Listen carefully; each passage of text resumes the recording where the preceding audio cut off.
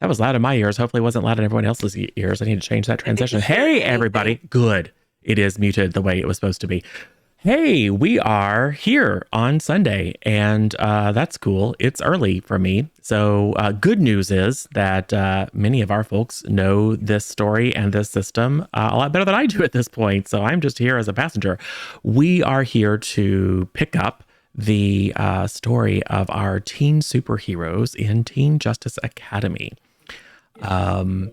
which is a Masks, a new generation Powered by the Apocalypse TTRPG, which Powered by the Apocalypse is a very lovely kind of flexible rule set that's designed to tell a bunch of different stories. This one is designed to tell superhero stories. So if you haven't seen the first limited series or issue number 1, that's cool.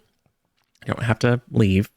Recommend going back and watching it because it's really very good. But we will do enough of a background on all the characters that you won't feel like you're missing out too much. So why don't we do the thing where we let everyone know who folks are and where they can be found and a little bit about the character you're playing. Let's start this time with SJ and go around clockwise.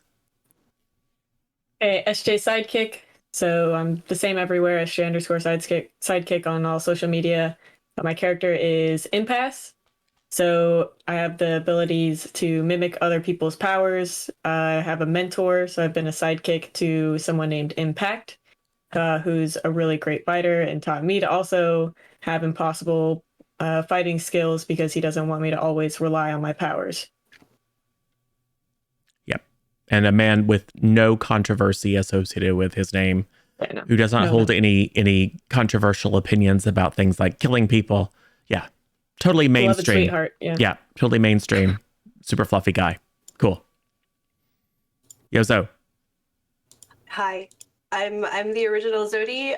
You can find me pretty much everywhere on the internet under that name. Streaming is questionable as to when I'm going to do it again, as it has been since I've started this. I play Ren Paradigm Harper. She's from the future. Something happened. She ended up in the past, and now things are even more confusing because she's changed the future, but is still stuck in the past and still physically here. And yeah, Rachie, go ahead, superstar. Hi, I am Rachie H. I do stream sometimes, but mainly been doing Stream Raiders again recently. But I will be back. I'm changing lots of things. I keep saying that, but it is happening. I've currently been decorating a lot. I am playing Resonance, aka Lala, and I am the Chosen. And is that right? No, that's the other thingy. What am I talking about? I'm not the Chosen. Good, it's not just me. It's not just me. The Chosen is a different RPG. That is, wait, which one's that? Which one's that? Which one's that? Hold on. Not Monster She Wrote. That is Those Meddling Kids. Forget that. I'm not the Chosen. I'm the Start. Boom. Know what I'm doing. Professional. And I have the power of like electricity and sonic control.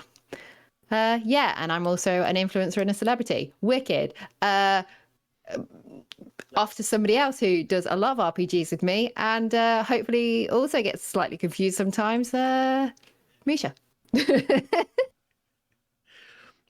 All right. I'm Misha, lesson 3. You can find me here, not very often, or on Twitter at Misha Weha. That's Misha with a W-E-H-A at the end.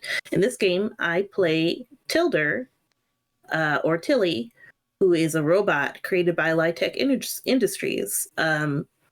Specifically, a robot created with menacing alien powers by Lytech Industries, of which only Tilly and residents know that little factoid. It's definitely a secret. And that playbook is The Newborn. You're a little older than you were. But you're still by far the youngest of the party. Exactly. All right. Tough. Hi, I'm 98 Tough Love, or Tough for Torf Wolfington. The multitude of nicknames is never ending. I am a variety streamer on Twitch. I play lots of different games and do different things. And I am playing Spectre, who is the scion or a kid of a villain, who is also apparently the kid of a hero, too. And now she's all torn up about it and doesn't know what to do. So she's having a great time. Everything is fine. Yes. Yes. So,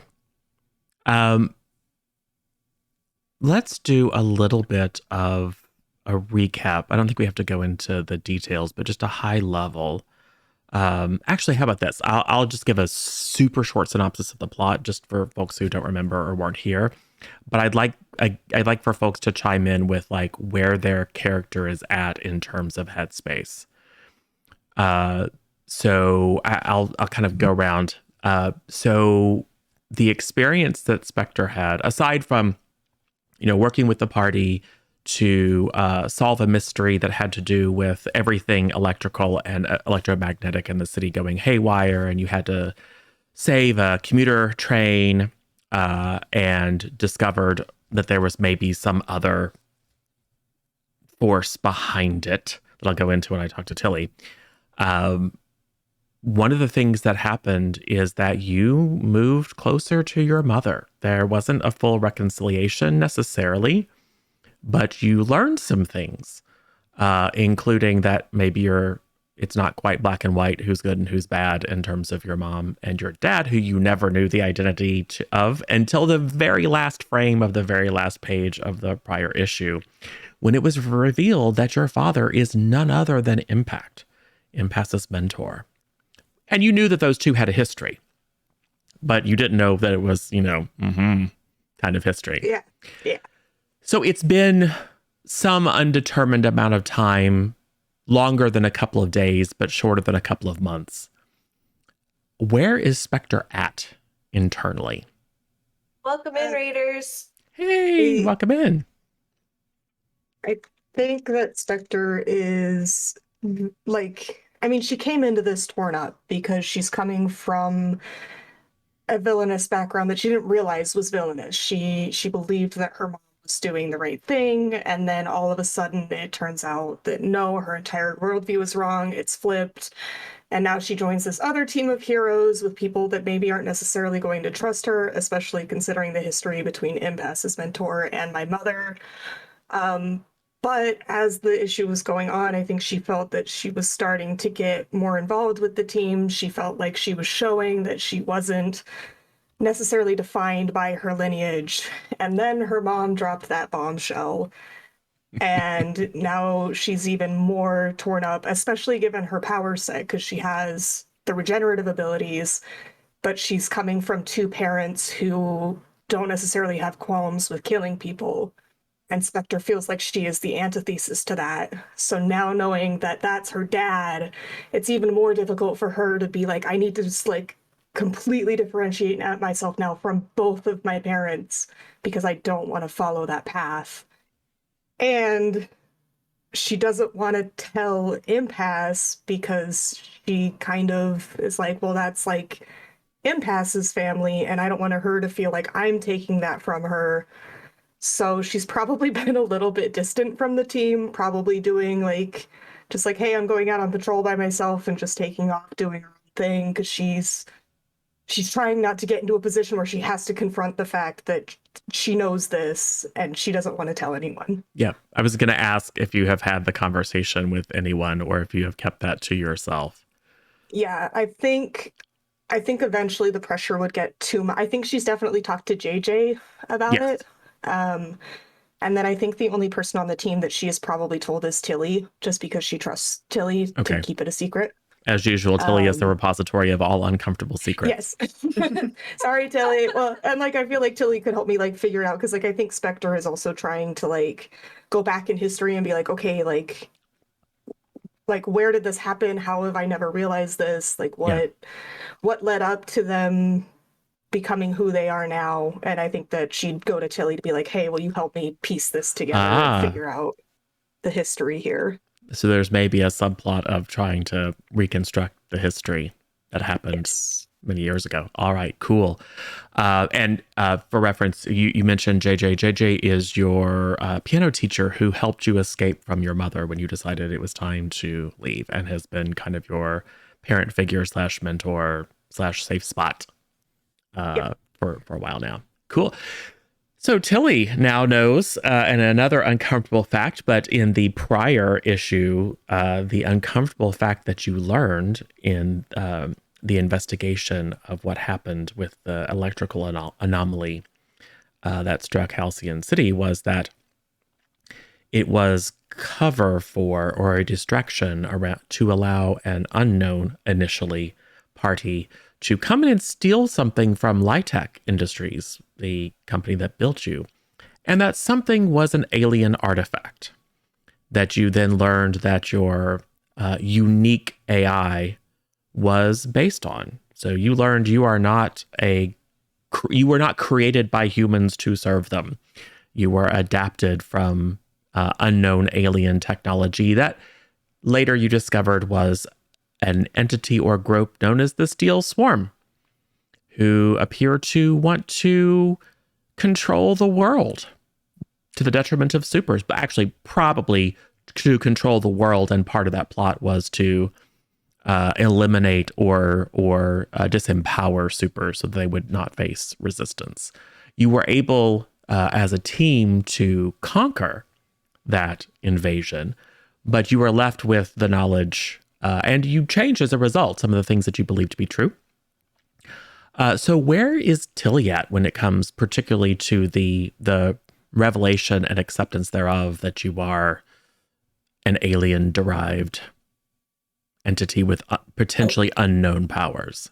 Oh, she's fine. She's fine. Just take that knowledge, just put it in a little box, and then just close the lid of that box, and nothing changes. So, not dealing with any sort of feeling of guilt of not being able to share this with about half of her friends.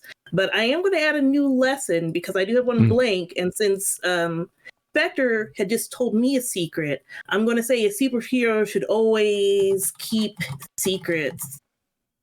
Ah. That seems like a great lesson that I've internalized. So if someone tells me something and says this should be a secret, that's going to be a secret.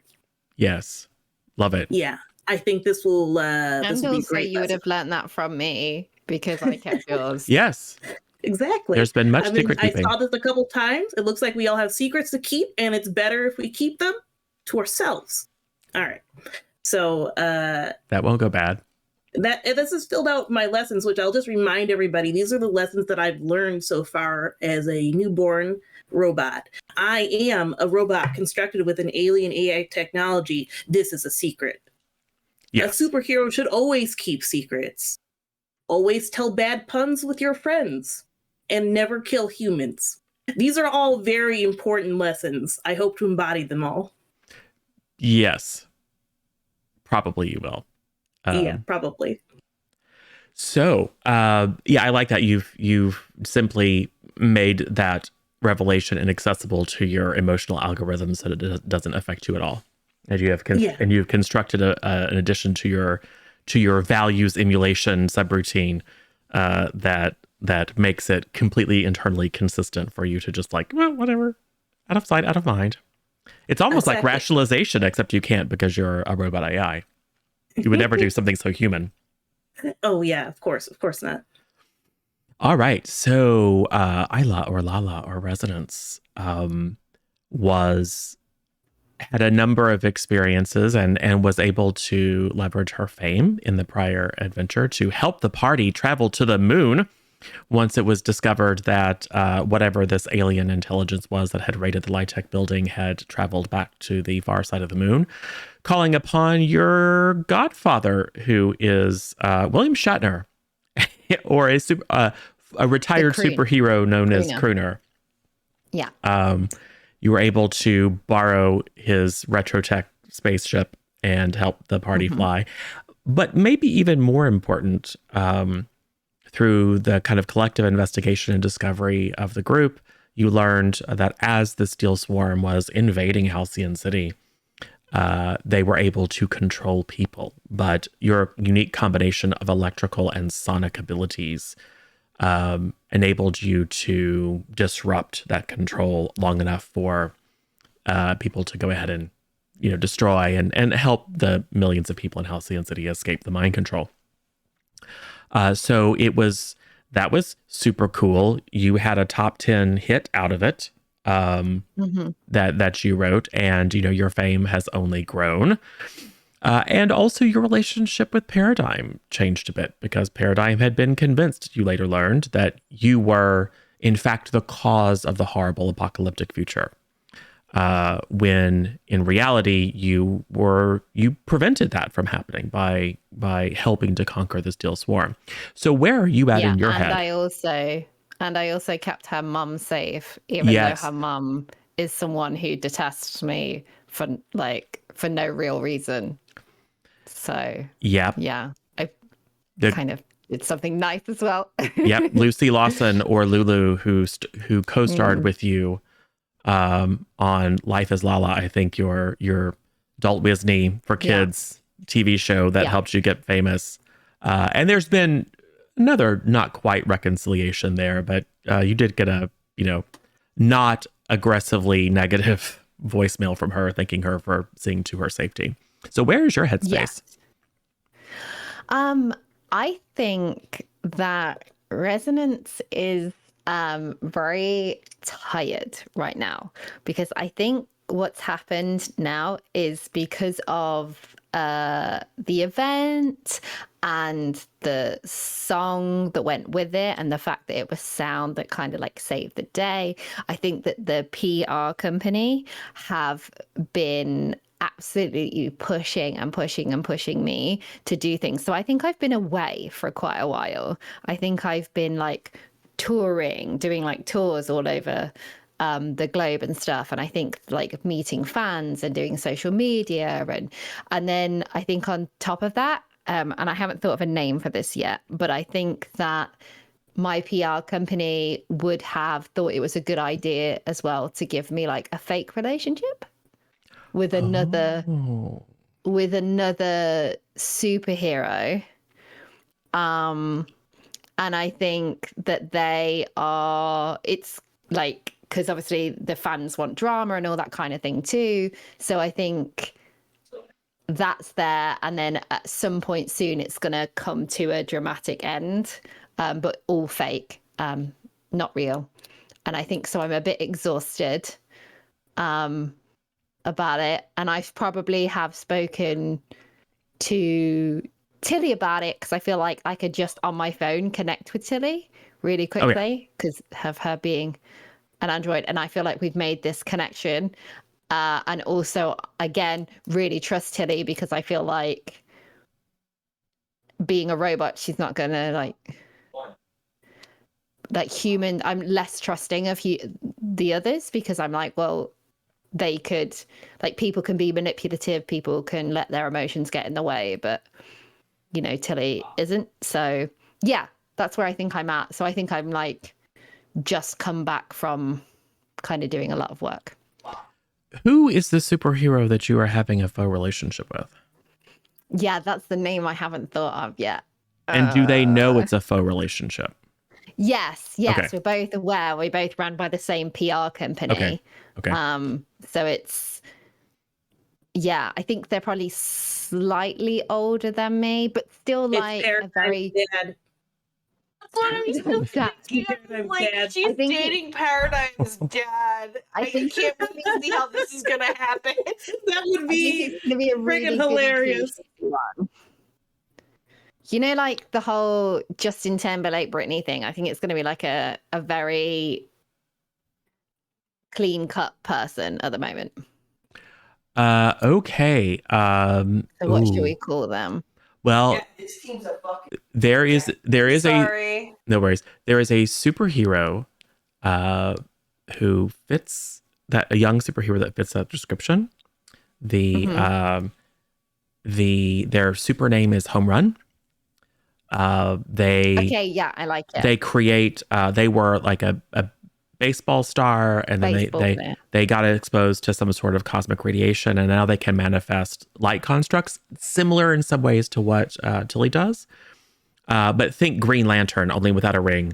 And their favorite thing to do is to call out some sort of baseball specific jargon and then manifest a giant glowing bat and beat the bad guys down.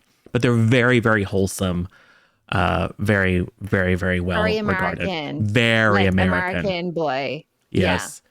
College preppy. Yep. Kind of. Yep. Yep. Yeah. I like it. Yep. I And like and it. I also think it fits with like if I'm electric and sound and he's light, it's like, oh, you get the whole show. Yeah. Mhm. Got it. PR loves it. Mhm. It's all over. there's there's talk about I'll add a little complication here. There's talk about potentially having him and therefore you on My Superpowered Life, which is a long running TV show, reality TV that has typically featured kind of B-list or over the hill sort of washed out superheroes, kind of like, where are they now sort of stories. But they've cycled through all those. So they're looking to kind of change the format a little bit and focus now more on like up and coming folks, particularly for the North American market.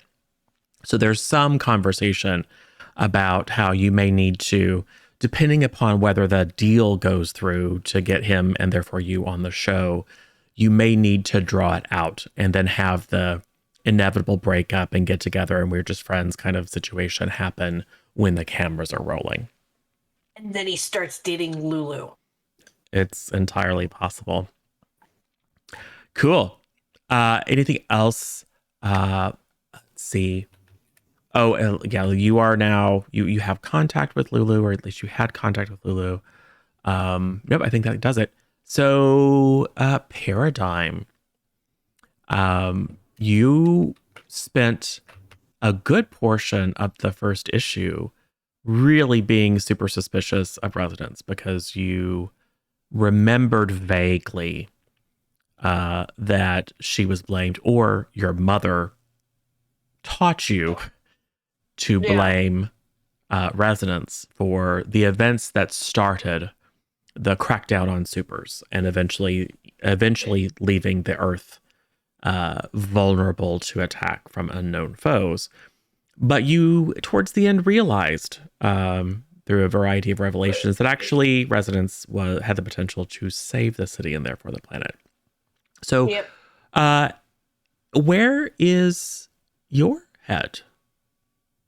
Oh, and you got a chance to help to ensure that your mother, who we later learned was actually Lucy Lawson, was saved. Chance to ensure my existence in the future, so that was pretty awesome. However, the headspace of ensuring said future, it's really messing with Paradigm's head because right now she doesn't know where she belongs. And she's more than likely very much distancing herself from everyone in the group, including Tilly. She loves her team, but she's not got her head on straight. So she's throwing herself into schoolwork. She's working part-time as a barista in whatever our local superhero company coffee is. And pretty much keeping her head down. Like she'll return to the base at night and just immediately go into her room, lock her door, make sure all barriers are up and everything so that she's not disturbed. Like she doesn't want anything to do with anybody at the moment because of where she's feeling. And she's very much inside her head. So much so that she doesn't even meet Spectre at the coffee pot for coffee in the mornings. So that's where her headspace is. She's not okay. And I would add to that maybe part of the reason is that in your dreams, the apocalypse is still coming. Like maybe there was some there was some hope. Part of it. There was some hope that the apocalypse would be prevented. Maybe it's been delayed, but you still have that feeling. And there was a little bit of a memory that you had. And of course, you were on top of the Light Tech building that was being swarmed by techno zombies. You were, trying to pull out the big Hail Mary to stop everything in its tracks. And in that moment, you had a memory that in your timeline, someone prevented Resonance from stopping the Steel Swarm. And you strongly suspect that someone was you. So there's maybe a little bit of consideration Goody! that because we said this, but we glossed over it. It'd be easy to miss. There's probably a little bit of a realization that you knew that there were potentials for paradoxes and things like that. But you also realize how close you personally came to creating the very apocalypse that you were sent back to prevent. And that probably gives you a little pause. Cool. Hey, well, nothing earth-shattering or weird happened with Impasse during the last session or last issue. I mean, your mentor was arrested and everyone thought they were a murderer. Which they are, right? Let's face it. By certain, I mean, they've killed people. So by his own code, not. But gave himself up to custody of Aegis. Wasn't being necessarily very useful in his own defense, but was exonerated when it was found that the grainy footage that showed him killing a reformed supervillain, now philanthropist, the Silver Shade. Was manufactured, and the Silver Shade, in fact, was not dead, but had been taken over by the Steel Swarm. So it turned out kind of okay at the end. I mean, he was there to help you celebrate your victory when you were given the keys to the city, etc. So where is your headspace? There was also a lot of thoughts about leadership and who's the leader and building trust and influence with the team and kind of challenges on that front, especially when it came to Resonance. So where's your head about in terms of yourself and Impact and the team as a whole? So I'd say real fast. Can we pull Tough back in? Hey, Tough. Oh, Tough is on screen, but not in the thing. Yeah, I will do that right now. Anyway, go ahead. So I'd say, it was a small victory as far as getting my character was super stressed out about the thought of losing her mentor and being on her own, because I don't feel like she feels like she's quite ready to stand on her own. And while we did win, I probably did a whole debrief with Impact about everything that happened, and, with incidents of there were some close calls and, people jumping out of windows and stuff that maybe could have done better. So probably got some props on no casualties, but probably also got some room for improvement things from Impact. But now listening to everybody else, Impact is probably a little worried about okay, I'm trying to lead this team and where's the team? Spectres, obviously distancing themselves. Resonance on tour. Paradigm also is distancing. You barely see them. So my first instinct after everything would be we need to train and train together so we're better as a team. But there's no team that's really doing that. So how am I supposed to make us a better super team if we're all still just doing our own thing? Yep. And I would say that based on your conversations with Impact, there were two outcomes or two main themes, neither of which necessarily made you feel much better. The praise was more along the lines of, you need me less. You've shown, even with, some complications and things that you should correct, you've shown that you can operate without his constant guidance. And he's got some stuff that he needs to think through. I mean, you know him well enough to know that he doesn't ever show anything, but he's probably processing some things. So there's a little bit of a feeling of withdrawal from him under the, at least overt guise of giving you room to spread your wings. at the same time, not big on the praise, this guy. So there was a lot of conversation in that same context around things that you could and should do better. And to be frank, some of the you need to double down on this are things that you probably have a sense, knowing your team better, are not the things that are actually going to work. It's like you just need to tell them what to do. It's like, Right. they're not going to listen to that. So it puts you in a tough spot of he has prescribed a course of action that he expects you to take with less support from him, but you probably know that course of action is not necessarily the one that is going to achieve greater unity on the team. So you're going to continue to have to wrestle with that. Awesome. Any other thoughts that came up? I mean, that was a good long chunk of just character stuff without roles and plot and stuff, but hopefully that was really useful since this is a story all about the characters. Any other thoughts about? I think Go ahead. I would also like to add that once Resonance came back, I think Spectre is chatting a bit more with her because she wants to start using that media presence to make herself look better. And she wants to take guidance from Resonance on that. So maybe coming out of the shadows a little bit. Yeah. Well, I will say you have a leg up, because folks that were in the offices and apartment buildings there in the central square, there isn't a lot of really good footage about what happened on top of the building. Like there's some long shots from helicopters and stuff like that. And there's a big story in the media laying it all out. But there's a lot of, camera phone footage of you just beating the crap out of all the techno zombies and using the zapper gun that you had recovered from your mother's cache and being like super duper heroic and awesome, but also not killing anyone.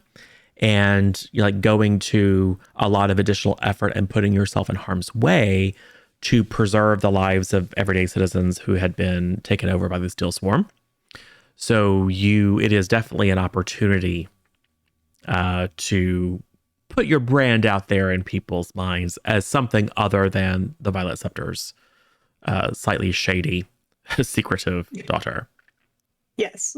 Cool. So we talked a little bit about before stream.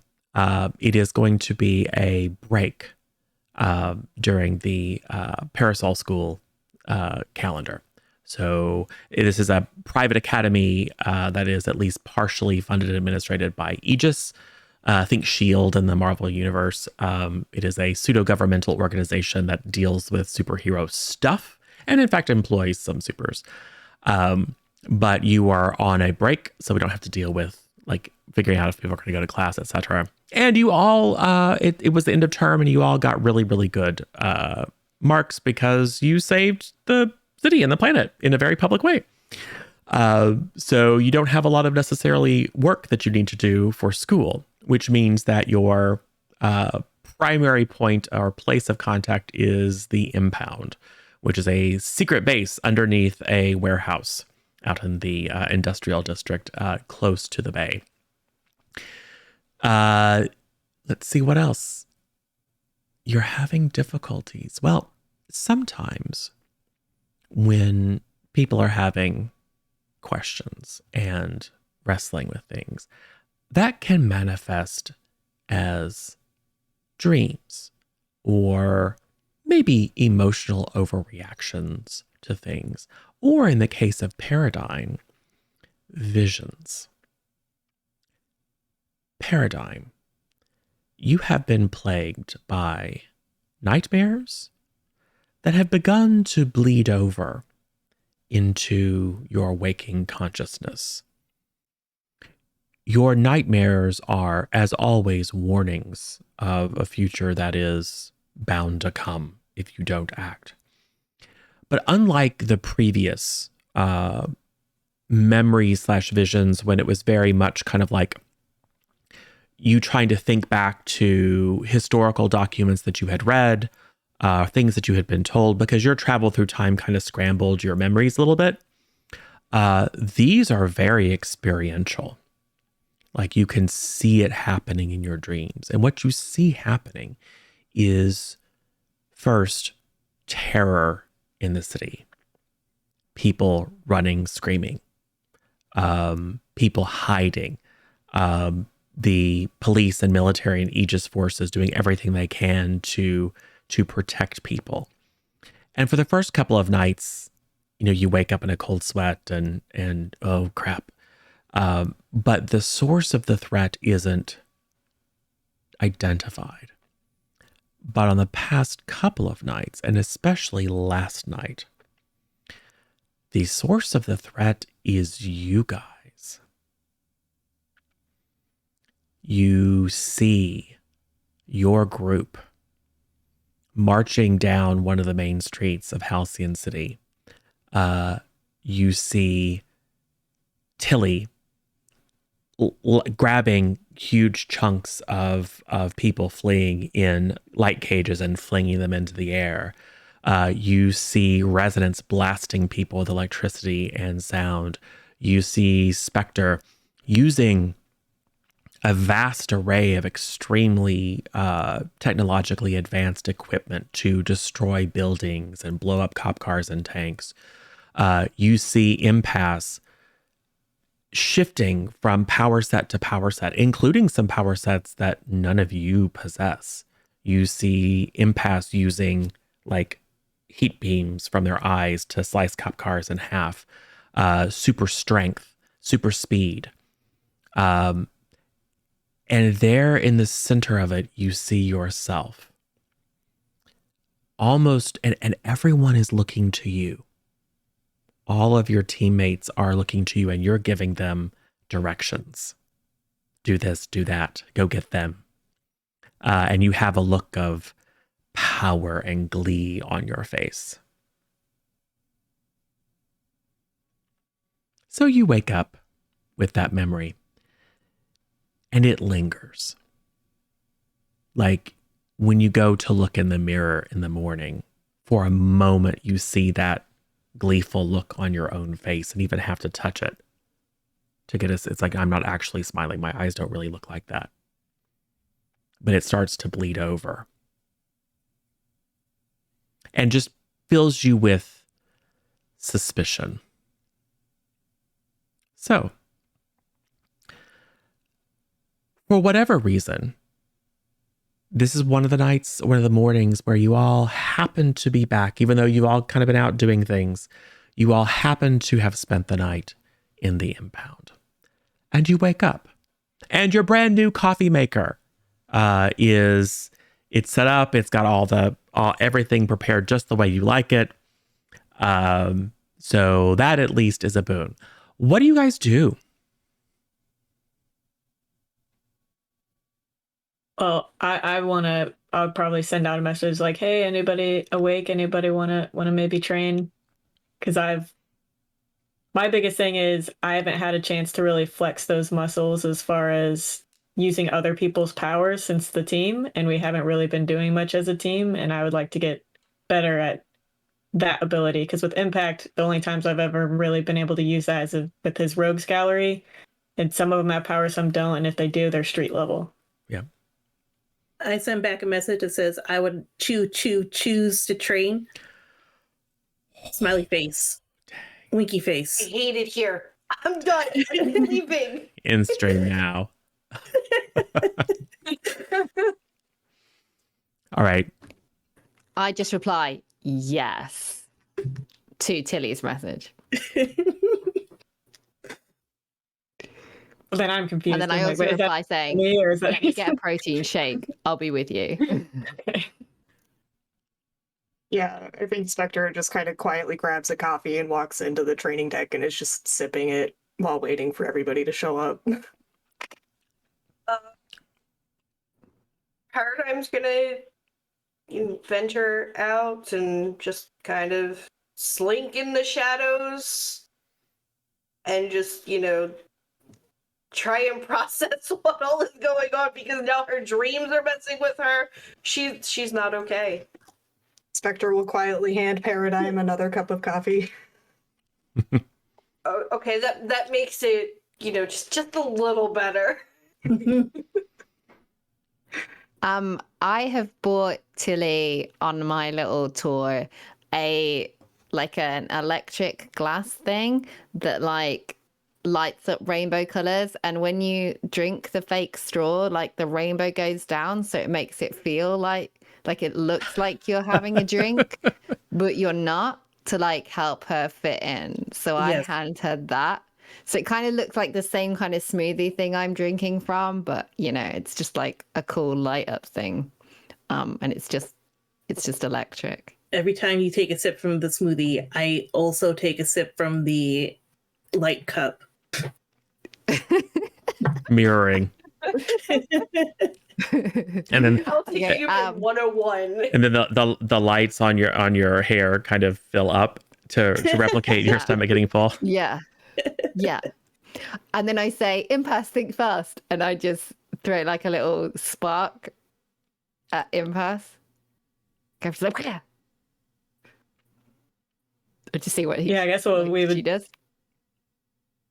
I mean, I would attempt to dodge it and then maybe like throw a little one back. Yeah, you wanted to train, so let's train. As we're jumping right into it. Yeah. Okay. Hey, impasse. How would you like to unleash your powers? Oh God. Well, I'm not trying to hurt anybody. I'm just curious. Because you were caught a little bit off guard. Fair enough. Okay. I mean, you were spooked. She was kind of caught off guard, but she knew we were going to train. She just didn't expect it then and there. Yeah. It's fine. It's fine. So this is for those who don't recall or weren't here for the first one. The system is basically you roll 2d6 and then add one of your attributes or labels in this case. For unleashing your powers is going to be a plus freak. So give us a roll. Oh, SJ. Wait, hold on. These are new dice. I think this is a 6. Got a 6 and a 5. You're what? Oh, that's 11 plus your freak. Yeah. I don't think I have any freak. Okay. Do you have a -2 on your freak, or is it -1 or 0? I'm just trying to see if 0. It's 0. It's 0. Okay, so good. Then you get a 10 plus, which is a full hit. You do what you intended to do and do not have to mark a condition or tell me how the effect is unstable. So with like super duper cool, you first think, let's say, to dodge, but then kind of remembering what your focus has been and what you've been thinking about, you just reach out your hand and catch the little spark and hold it in the air, like making it spin in your hand, very, very, like just exerting mastery over it, and then close your hand and it goes away. It's a cool moment. This is a level of control that Impasse must have been practicing. I say nice, and then I say, Tilly, did you get that? It's clippable, that. Don't worry. That was a good one. The intensity, I loved it. Audiences will eat that up.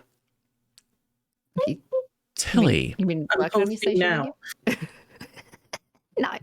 you and of course, you experience things very, very quickly. You experience a momentary sensory deviation. It lasts, a 100th of a second. But in that 100th of a second, you have a vivid sensory experience, visual, tactile, auditory, of your body moving without your control. And you experience almost an emotion, but it's more of a clear and overwhelming drive.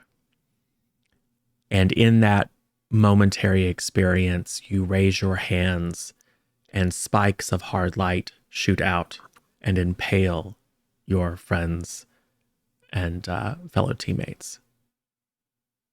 And you see the look of pain and shock on their face, and then it's gone.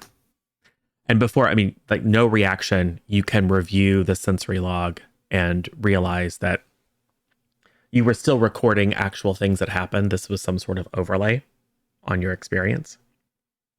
And you're able to quickly, just by sussing out the room, realize it didn't actually happen. But that is a new experience for you.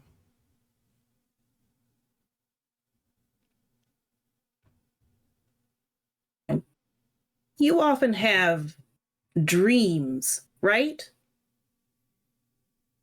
Yeah. Yeah. Okay. The dreams don't usually happen when you're awake, right? Oh, yeah, they're called daydreams. Daydreams. Mm-hmm. Okay. It's We like should when get you to the make something up training. in your head. Yes. Why do you ask? Seems very random in the context of what we're doing. Oh, yes. So, I just had a dream. A daydream? Yes. Where I impaled you all on light spikes. It was unpleasant. But it was only a dream. My sensors show that nothing actually happened. You dreamt about impaling us. Yeah. Has this happened before? No, it's very interesting. And bad. Yeah, no, I agree on that part. Did we do something? Is there a reason But you the would want puns to weren't impale us that with us? bad, Tilly. spike? I'm sorry. No, it didn't last very long. It was a fraction of a second. Can you, like, search your system or something to see if anything caused that? Or if there's a malfunction? Or... In fact, give me that drink. I need to just check it. I can't do the cup. I'm just looking at this cup. Like... I presume doing a system diagnostic would show that nothing seems out of the ordinary. Well, why don't you assess the situation? Oh boy, that's right. We have moves and things we can do. We might have to be creative about the questions you ask, but I would say your initial diagnostic shows that you're not in the midst of a massive malfunction. But oh, I got 8 plus superior, which is 2, so excellent. That is 10. That's a 10 plus, which means that you can ask 2 questions in the vein of, although again, we'll have to be flexible. What here can I use to blank? What here is the biggest threat? What here is in greatest danger? Who here is most vulnerable to me? And how could we best end this quickly? I guess what here is the biggest threat? Like, is it me? Is there something in my systems? Your query returns 2 results. The result is you do a threat assessment as part of your, you're just going through and saying, like, is there any part of me that is malfunctioning, or is there some sort of outside force acting on me? And the answer is no. Like, you're working with Dr. Collifer. You have even upgraded some of your anti-intrusion systems with the experience of the Steel Swarm. You have made yourself less vulnerable to their influence and to intrusion in general. And all that stuff is functioning perfectly. So you receive immediately clarification, green lights across the board. And then there's a feeling, just an echo of something that's not particularly logical. It's not coming out of your diagnostics. it's coming out of your personality subroutines that indicates that your party are a massive danger. And the feeling is fear?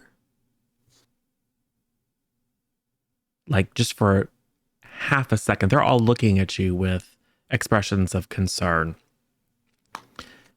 And just for, a nanosecond, you interpret those expressions of concern as almost like, is it taking effect? Is it working? Like, you feel like they're all in on it somehow. But your analysis shows that isn't true.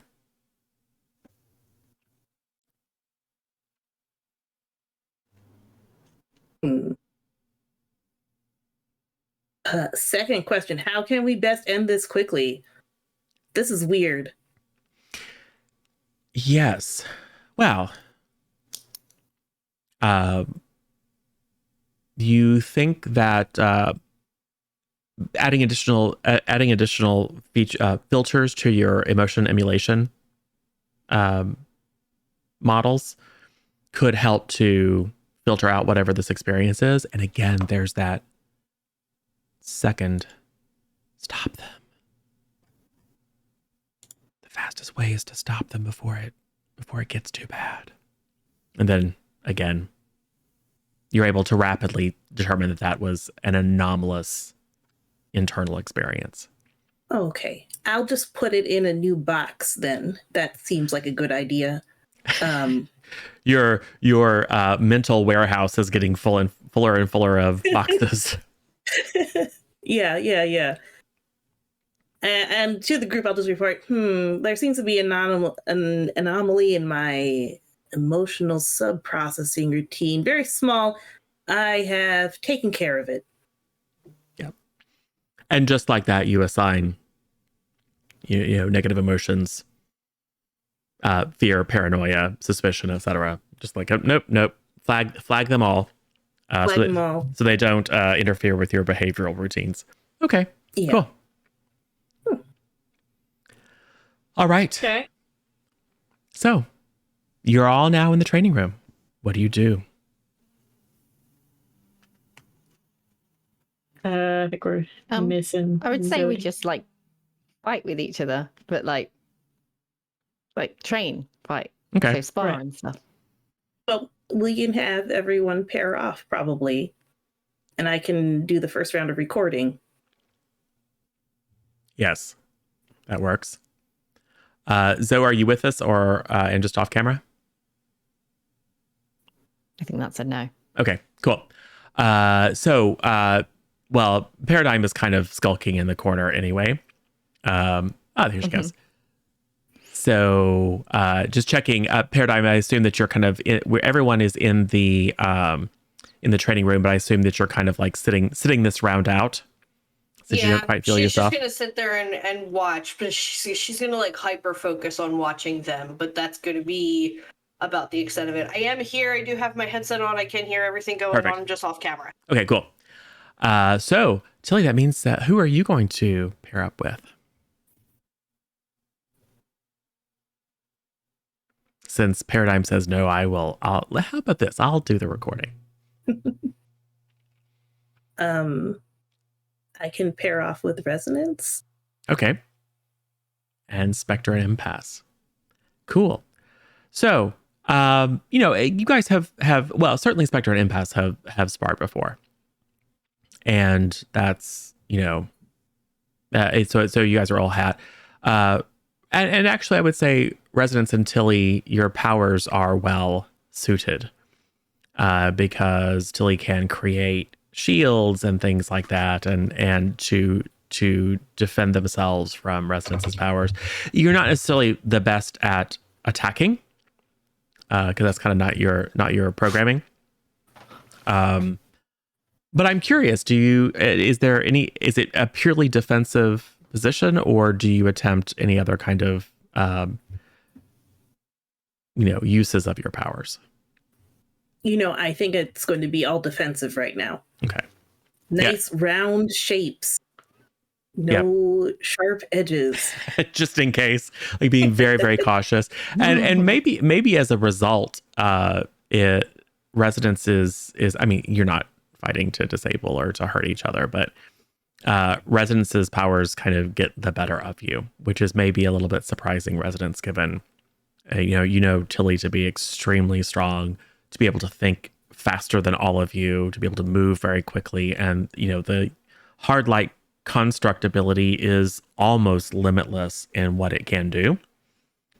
So maybe you get the sense that Tilly's holding back or trying to let you win or something. But it's quite obvious from your perspective that Tilly isn't really bringing it. Okay.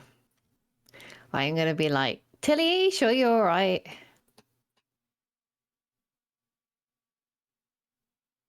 That was a yes.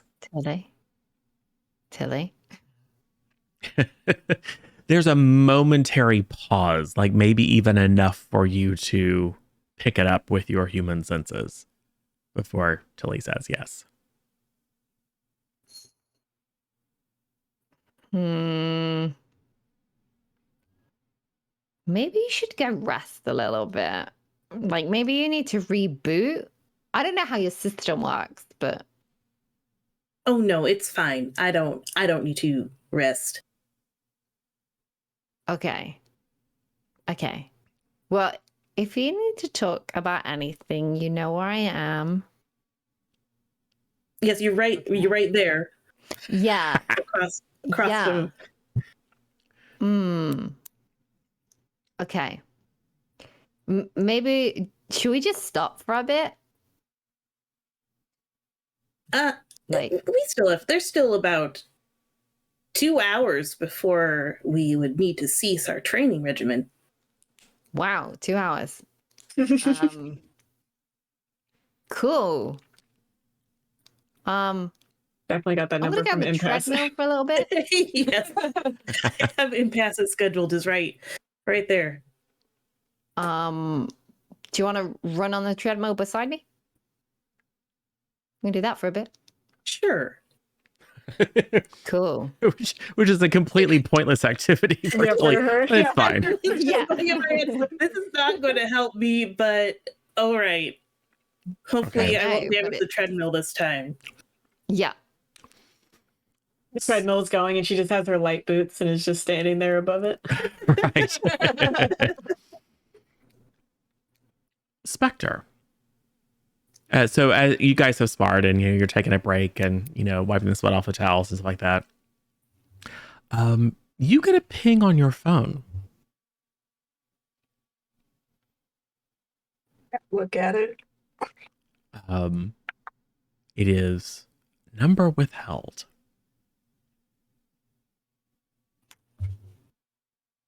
Hey, I'm gonna go run to the bathroom real quick. I'm gonna go to the bathroom and then open it up. Okay, you can go to the bathroom. All right. You open it up and very quickly you see a message. Again, number withheld. It's me, boss. We got the loot. Some soup showed up and tried to stop us, but we gave him the shake. Meet at the normal place. Talk about the next job.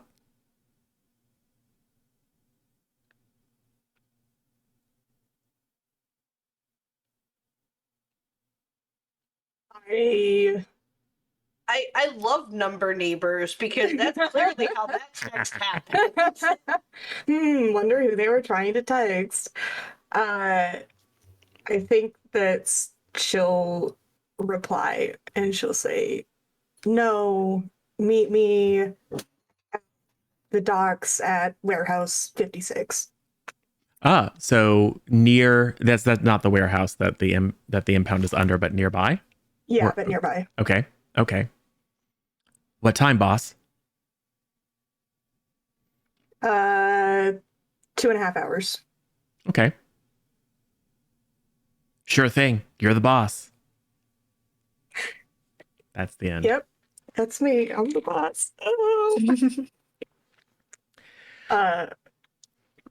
Yeah, and then leave the bathroom and just dry my hands off. Totally normal. Nothing happened. Okay. So, what are you doing individually and collectively? You've got some more sparring you could do, or just like working out, lifting weights, doing aerobics, running on treadmills. I would have been probably practicing like switching between powers since they're all within proximity for Yep. once, and I can Yep. pull from them. Yep. You've always had, I think probably the most difficult, aside from just the difficulty of using self telekinesis, because that's a very fine tuned. I would say that because Tilly's powers are technological, it's been the one that you have struggled with more or been most reluctant to use, just because it's very, very complicated and there's a lot of math involved to stop them from being destructive. But in this safe and controlled environment, it's probably, I would say, you're focusing on trying to, manifest constructs in a way that seems small but within your control. And go ahead. When Impasse is utilizing Paradigm's powers, Paradigm is going to just like very randomly like flick air so that it kind of throws her off course to make her immediately adjust. But she's still not moving from the spot she's sitting in, so she's just like literally just like waving her hand and creating a shockwave of telekinetic energy through the air while she's playing with the constructs. Huh. Y'all couldn't see it, but there was a ton of hand movements there. Okay. So you're trying to mess with Impasse. Yeah. And help, though. Are you trying to help, or are you trying to be like a jerk? Oh no, she's totally trying to help. She's just Okay. doing it in her own way. When you're using her powers, you have to be able to, immediately adjust for a shift in the wind, the ground coming out from under you, the sky falling on top of you. So she's kind of just like throwing these little bursts of energy towards her to make her quick think on her toes so that she's better with that power. Cool. Impasse, roll to unleash your powers. I'm going to impose a penalty on this one. I think the penalty is probably -2. Yeah, I think this is going to be hard because I don't think I'm good at using multiple powers at once. Yeah, 6. Ooh. So that would be 4. Ooh, dear. You lose control. And Love how you said you lose control and immediately My camera. her camera. Yeah. yeah, so it's the potential destructive nature of Tilly's powers that has given you, I mean, and all of your powers are potentially destructive, but you're unfamiliar with, because Tilly uses them primarily for defense and locomotion, and you just immediately manifest just scything blades of hard light that don't injure anyone, but everyone that is still in the training room has to dodge as this whirling slap chop of hard light blades spins through the room, slicing the treadmill in half, chopping, like knocking all the weights off the wall. And the room goes dark as the electronics are severed, and there's like sparks. The only source of light is sparks coming down from the ceiling and the walls, and the last little flickering of the hard light as your ability to control it and manifest it fades rapidly. I went to the bathroom. What happened? And this is when you walk in, it's like the whole place is totally destroyed. Oops. Paradigm's just kind of laying on the floor, chuckling a little bit, going, "This was not the intended purpose." Paradigm has a flashback to her dream And then suddenly she goes silent. in which she was instructing Impasse, get them. And Impasse manifested blades of hard light, attacks a crowd of fleeing civilians at your instruction.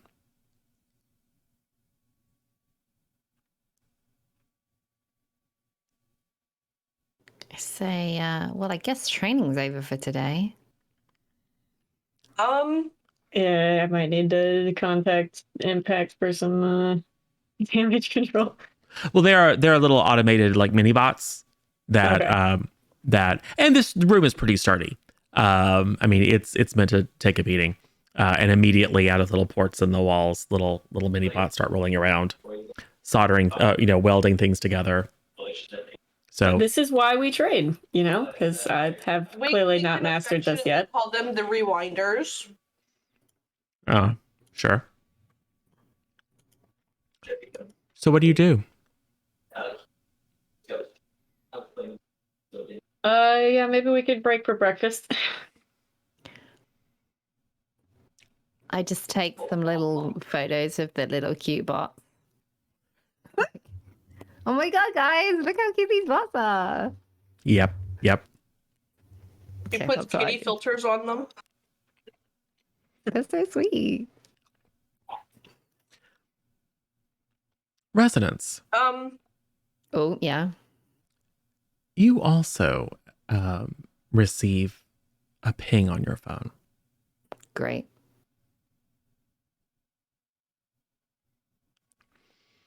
What am I looking at? It's notes. Oh yeah, that last scene was super dramatic. But next time, could you maybe get closer to the action? We want to really see you in the heart of the chaos, right? We want to see you maybe work it out so there's a scene of you dodging and maybe deflecting with your powers. It's just going to show a lot better for the camera. Thanks. And I just write, noted. You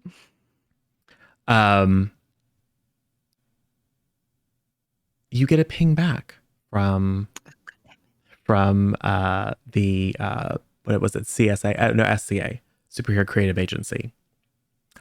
Hey Lala, noted. What does that mean? As in, I will take your notes on board and do that next Oh, time. I don't know what you mean. The initial message is not on your phone. You can look at the text history and it's just you communicating with one of your agents saying noted and them going, noted what? What do you mean? I'm like, did you not send me a message with a bunch of notes from the last scene? Last scene of what? I'm guessing it was to do with the footage that Tilly sent out of Impasse. No. And Oh. we're under negotiations to get you guys on My Superpower Live. So if you have really cool footage, that'll be awesome. Maybe we could work it into the demo reel, but no. I'm like, oh, okay, then I don't know what happened. I got a message. Now the message isn't there. Don't worry. Forget about it. Okay, well. Are you okay? I'm like, I'm good. I'm good. Okay, good. Just good. obviously a confusion. No worries. I won't say anything about it. Can't have our soon-to-be most valuable brand. I can't have any questions about that. So mum's the word. Yeah. Cool. All right. So. Speak soon. Bye. So you're going to have some breakfast, I assume, while the repair bots fix up the training room. What happened? I give my phone to Tilly and I say, Till, can you like run an analysis on my phone or something and see? I swear I got a message and then that message disappeared. And then like the person I was replying to said they didn't even send me the message. Could you like, Yes, I can do that. is there something wrong with my phone? I can't have anything go wrong with my phone. I need my phone. Right. Let me assess the situation. Sure. My new favorite thing to do. Yes. Well, I got a 6. Oh. All right. You do not detect any, and this is simple for you, right? You do not detect anything unusual, except for Resonance's behavior. Okay. Like, it is obvious that her phone was not tampered with. So you have another surge of this feeling like this is a distraction. Like, what are they? And maybe you don't detect if there was any if there's any weirdness going on in terms of the text because you spent all of your half a second analyzing it, trying to determine if it was being used to deliver some sort of disruptive virus or something to you. Like in that moment, your suspicion took over. It looks fine, I say, Oh. handing the phone back. Okay, thank you. And I go about continuing to make breakfast because I think as soon as Impasse said it's time for breakfast, I just turned and left to go cook something. Excellent. So, within short order, a lovely, maybe more breakfast that is actually strictly needed, given that only 4 of you actually consume food,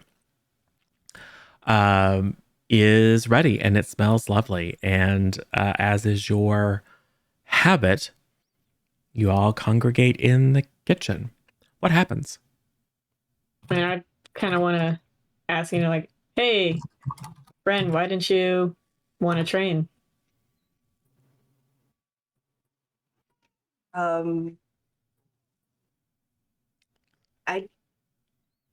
I don't trust myself with my powers right now. Well, that's the best place for it. That would be, right. I mean, in a controlled environment, not trusting. I mean, that would be literally the best place. We saw what just happened. Exactly. Little bursts, and it triggered everything and broke everything. And the state that I'm in right now, I'm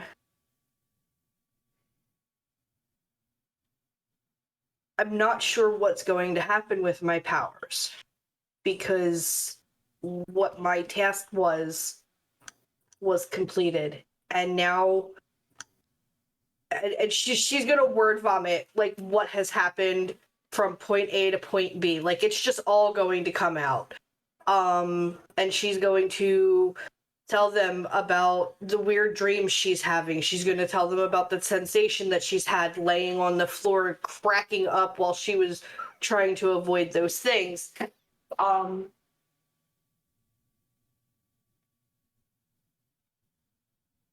It's a lot more than I was expecting to get out of that question. Gotta process that. They're gonna see her falter. Usually she's cool, calm, copacetic, pulled together, but the literal and figurative mask is off now, and she's sitting there just essentially going, I don't know what's wrong. Something's not right.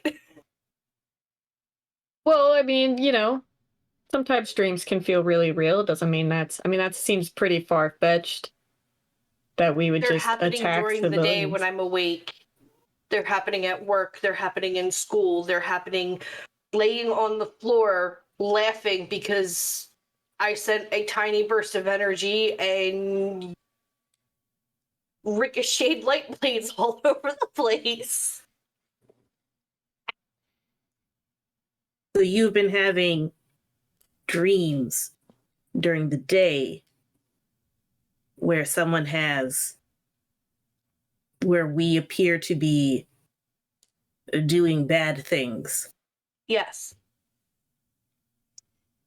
That seems pretty coincidental to Tilly's recent episode. Yes, I might mention that the dream encompassed a voice saying, "Stop them before it's too late." I thought that wasn't unimportant, but it seems now it might be related. No, Just yeah, gonna that's add a data point in here. And mine is saying, "Don't stop them, keep going." Right, Michael? That's what You see yourself leading. You are Does the. it I'm seem not like gonna we're come being out and say that. I mean, Does it seem like we're being controlled at all? Like, like we just had a whole incident where drones were controlling people. Was it something related with that? they are No. taking your orders, but it's not like they're mind controlled. The way that it's set up is we're doing it willingly. Well, I mean, we wouldn't do that willingly, so I mean, it's Yeah, probably maybe just- you're I mean- being controlled, and do your powers? Are you ever able to influence somebody with your mind control powers, your telekinesis, and all that? I mean, you do have telepathy. Even a little hint, where you've ever been able to Yes. maybe. Yes, but it's kind of like a new power. I'm still learning how it works. And listening and blocking out voices, that's been the number one thing, because when you step outside in the city and everyone's thoughts are in your head, can you imagine the migraine that I get? Which is definitely not helping the mood, but I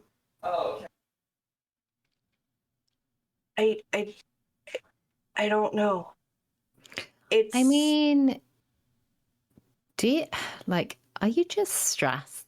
Because dreams don't always mean things. Like, they can just be a manifestation of our fears. So, like, maybe it's just you're stressed. Like, when was the last time you had any, like, me time? When was the last time you meditated?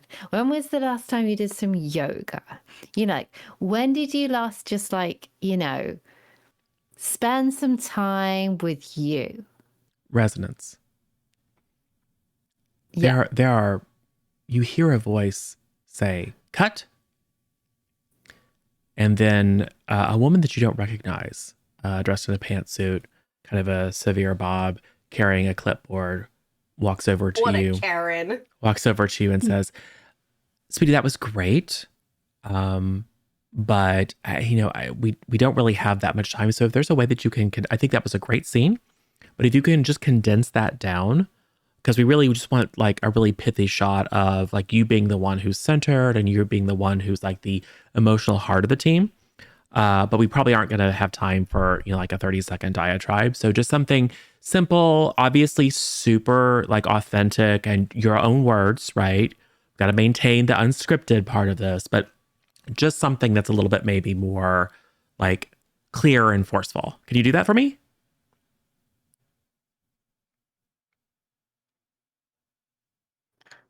I mean, cool. I'm gonna take that as a yes. All right, everybody, Isn't it reset. something Reset. Wait. Back to one. And Wait. then she walks off, and then boom, the room is back. And the rest of you just saw residents pause for a second. What is happening right now? Yeah, I'm just gonna jump in like that because obviously I didn't see anything happen. Yeah. So it was like, you saw resonance. You thought resonance was the cause of the apocalypse the first time, and you saw that unclearly. Maybe it's a similar situation. It very well could be. I think Doesn't this is that the mean that time we when have I to need to do a prevent it? rolling thing, or figuring out, trying to figure out the future again. Oh, maybe yes. they're not civilians. Maybe they look like civilians to make it less likely for us to hit them, but they're evil aliens or Also, something. I don't know. Michael, when when Resonance paused right then and there, did it like cut her off right in the middle of her sentence? No, it Because just at kind that of, point, it just kind of, Paradigm would have just been staring at her. I mean, it was unusual for her, but it just kind of wound down. Okay. Like, it wasn't like she froze dramatically. I mean, it was noticeable, but not like extremely dramatic. But you were trying to figure out what the future knows about the situation? Yep. Trying to remember which power that is. That would be my 21st century studies. When you assess the situation, you may always ask, what does the future know about this moment? Perfect. Even on a miss, you are going to take a +1 ongoing to act on the answers. Yes. All right. Assess that situation. Roll plus superior.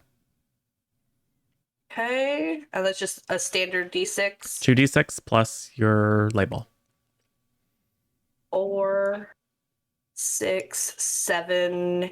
So 8 total, including superior and my +1. Awesome. Oh, well, the +1 doesn't apply in this case. It's you take the +1 forward to act on the answer to the question. So that leaves you with one question, which I assume is, what does the future know about this? Yeah, what does the future know about this moment?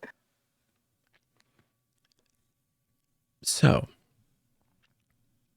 it's all obviously very hazy, and a lot of your recollections about what you learned about the future have been proven to be false or potentially no longer relevant. I will say that the sense that you have is that the apocalypse has changed. Like, you start to rack your brain for like, how did the Superhuman Registration Act come about? How was it that the supers were rounded up and controlled? And none of that happened. There was, in fact, a super uprising against the majority normals. Goody. There was a growing feeling that the supers are being held back. You know, there's so much that the various different supers could accomplish, but they were constantly having to drop everything and devote so many resources to protecting the kind of rank and file of normal humanity. There were 2 camps. One camp was very much focused on, well, the solution is to make everyone a super. Which didn't necessarily go very well. And the other camp was very much around, look, whether it is sheer luck or we've been chosen, one thing is certain, it's survival of the fittest, and we're the fittest. Particularly among the younger generation of superheroes, that latter perspective seemed to take hold. And there was a broad-based rebellion against the notion of supers as the servants of man and the protectors of Earth. And much more like, we got the power, we're going to do what we want. Which led to all-out warfare between the supers and the normals. And the destruction of the planet. So there's that. So it's cool if you guys don't believe me or anything, but the end of the world is still coming. Thought we stopped that. When one ends, another one takes its place. It's a damned if you do, damned if you don't situation. It's always going to happen. And from what I'm gathering from the vague memories that I have is the supers are going to be the issue again. They're going to lash out against the normals. And it's it's not going to end well really for anybody. So yeah, that's vaguely what I remember. It could be wrong. It probably is wrong. Probably need to rewrite history again. Or well, future history. I don't know. This is complicated. Yeah.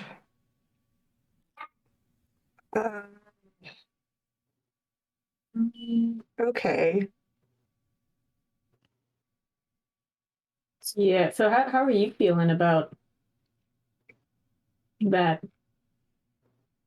Like, do you think it's survival of the fittest? Me personally, no.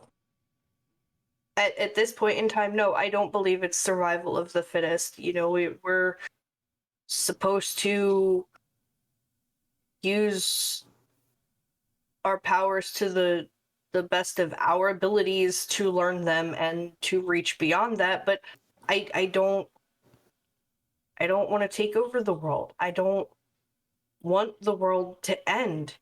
I just want to survive and make coffee and have coffee in the mornings with Spectre and be a normal superhero, as oxymoronic as that is.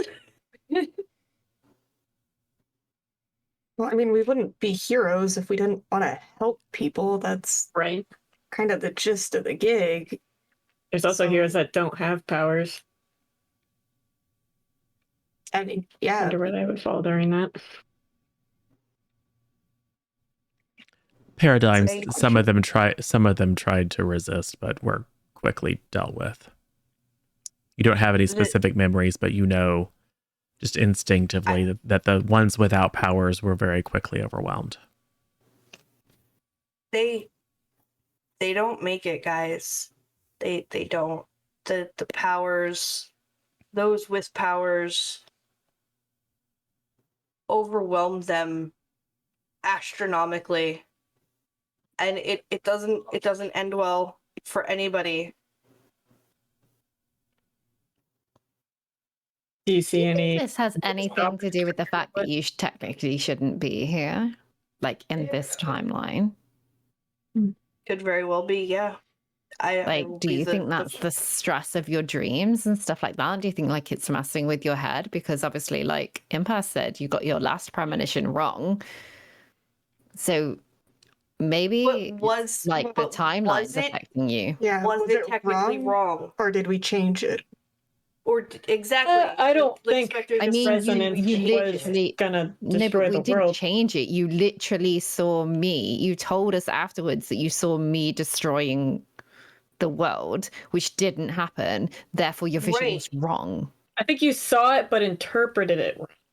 Yeah, it that's could what I very mean. well be that. Yeah. But this with these day visions that I keep having, or with the telling people to do things. This is where she's gonna slip up and admit that it's her who's giving these orders, which is gonna put her on the sus list. Yeah, Impasse is definitely like that's what. Yeah, I was even leaning that way of like, with your powers. I'm like, there's no way I would do that. So there has to be some kind of outside thing causing it. It could very well be the new telepathy power. Not having proper functionings. I mean, it's just showed up. It's not one that I'm familiar with, and I'm struggling with it, but it feels like I'm able to pull influence over you guys and make it possibly seem like you guys are willing to do it, to do whatever I need you to do.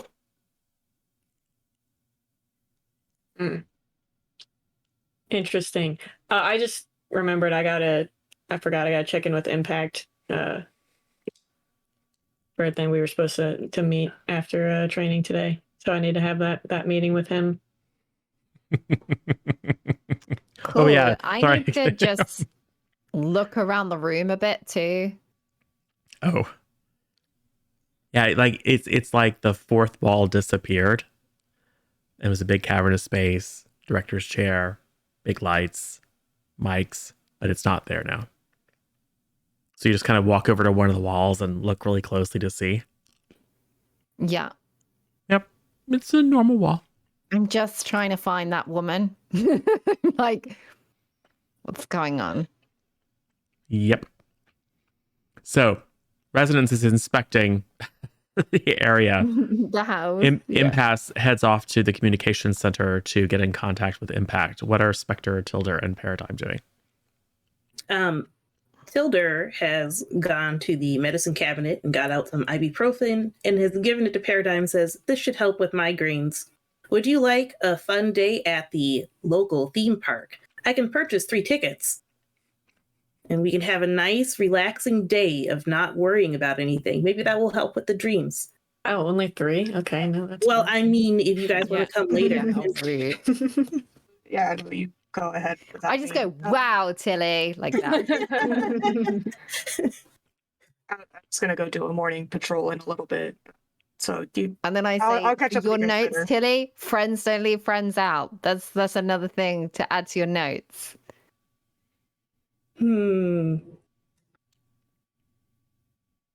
Where? I'm looking for the thing on the Wait, Have no, you left that's the two wrong factories, or character. is that- Telepathy's been here for a while. Because that's the power that she has. Woo, Yeah. I confused it with what's her face from those meddling kids. No, but Rachie, it's all your fault. No, it's true. I kind of guess that's what you were doing, but I was just a bit like, whoop. No, it's I just- it's consistent with, I think it's consistent with the previous fiction, which is that you maybe you have known you've had it, but you aren't skilled at using it. Yeah, and- and every so often it has the, more times than not I'm able to lock it away with a lock and key. It's Yeah. not allowing me to do that anymore. If that's the case, I mean, and everyone knows you have the power, but that you have been reluctant to let it generally be known, just because of the level of suspicion that can attach itself to anyone who can read minds and potentially influence others. So what she's going to do, with Tilly giving her the ibuprofen, she's gonna just kind of sit there over her coffee cup with her head in her hands, but she's mentally listening to the 3 that she can listen to. Tilly, unfortunately, you're excluded from this. I don't have that sort of superpower. You can, in fact. Tilly has a mind. Okay, then she's gonna listen to everybody in the room who is, or in the building. How? Which Yeah. should be I was going to say, what how far those does that 4? travel? You've never really tested the limits, and doing something like actually, yes, let's make this, because you were intentionally extending your senses, which is a little bit different than like passively picking up on like the massive amount of fear that was present in the commuter train. So go ahead and roll to unleash your powers there, Paradigm. All right, and that roll plus freak, so 2d6 plus freak. Yep. All right. 5, 9, 10. Yes. So you quite successfully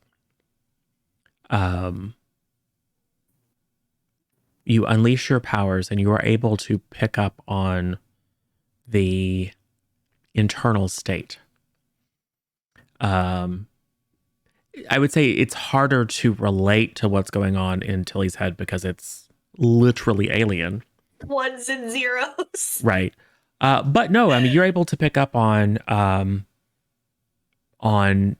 thoughts and emotions. They just happen very, very quickly, and they aren't perfectly analogous to what you would experience in a human mind. Resonance is distracted. Impasse is, I'm going to say, probably suspicious, right? Yeah. Spectre is hiding something.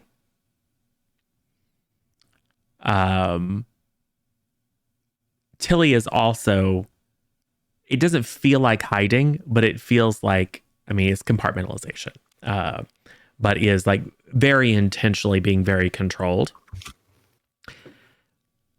And the other presence you detect is watching hungrily.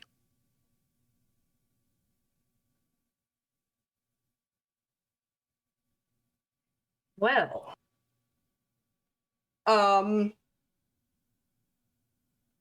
she's gonna to not let on just yet that there's somebody else watching them, but she's gonna look directly at Spectre and just point and go, "We need to talk now."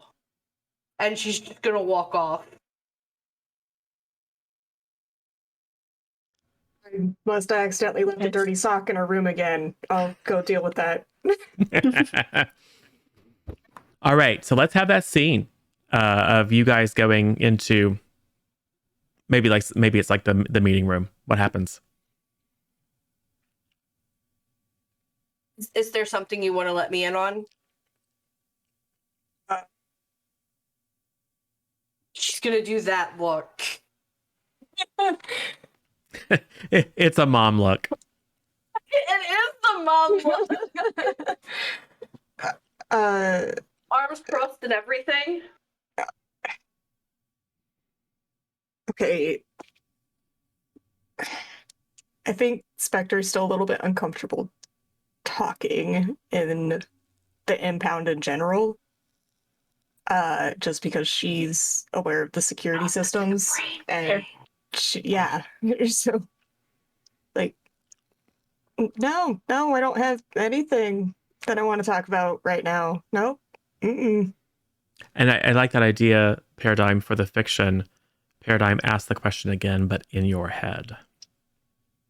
Yeah, she's gonna go again, staring straight at her, straight face, stone face, no emotion coming across and everything. Like, she's focused solely on Spectre and just going, "What is going on?" And her lips don't move. She just, but you hear it. Yeah.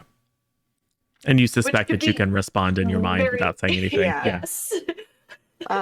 So she'll kind of just, I think, go back to like kind of like sharing the memory of the message that she got and how she responded, and just kind of be like, I don't know if I want the team to know. I it's kind of a chance to, because I'm assuming that they're actually working for my mom, and that they accidentally contacted me instead of her. So this is kind of a chance for me to do something against her to show that I'm moving on, and I don't know if I want that to be me, not everybody else. You know, the first step of letting go, she's going to say this out loud, is cutting off your phone plan to your mother's. Number Neighbors is not a fun game for anybody. Granted, it gives you this advantage. I think that Paradigm would probably sense Spectre's immediate hesitation on that, of like, no, I'm not. You're not number neighbors. Yeah, well, and she's reluctant to cut off ties with her mom. Well, in there's the that same too. breath. Yeah. And probably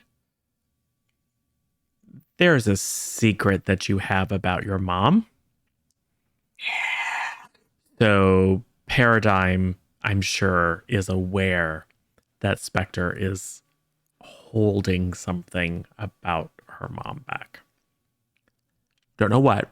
However, you could attempt to pierce the mask if you'd like. Yeah, I'm going to.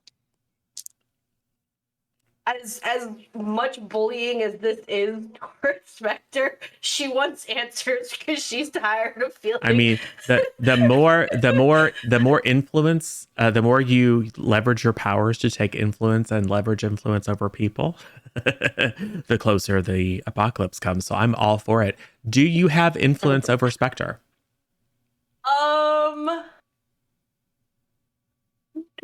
Nope. I have Nope. I have influence over Paradigm though.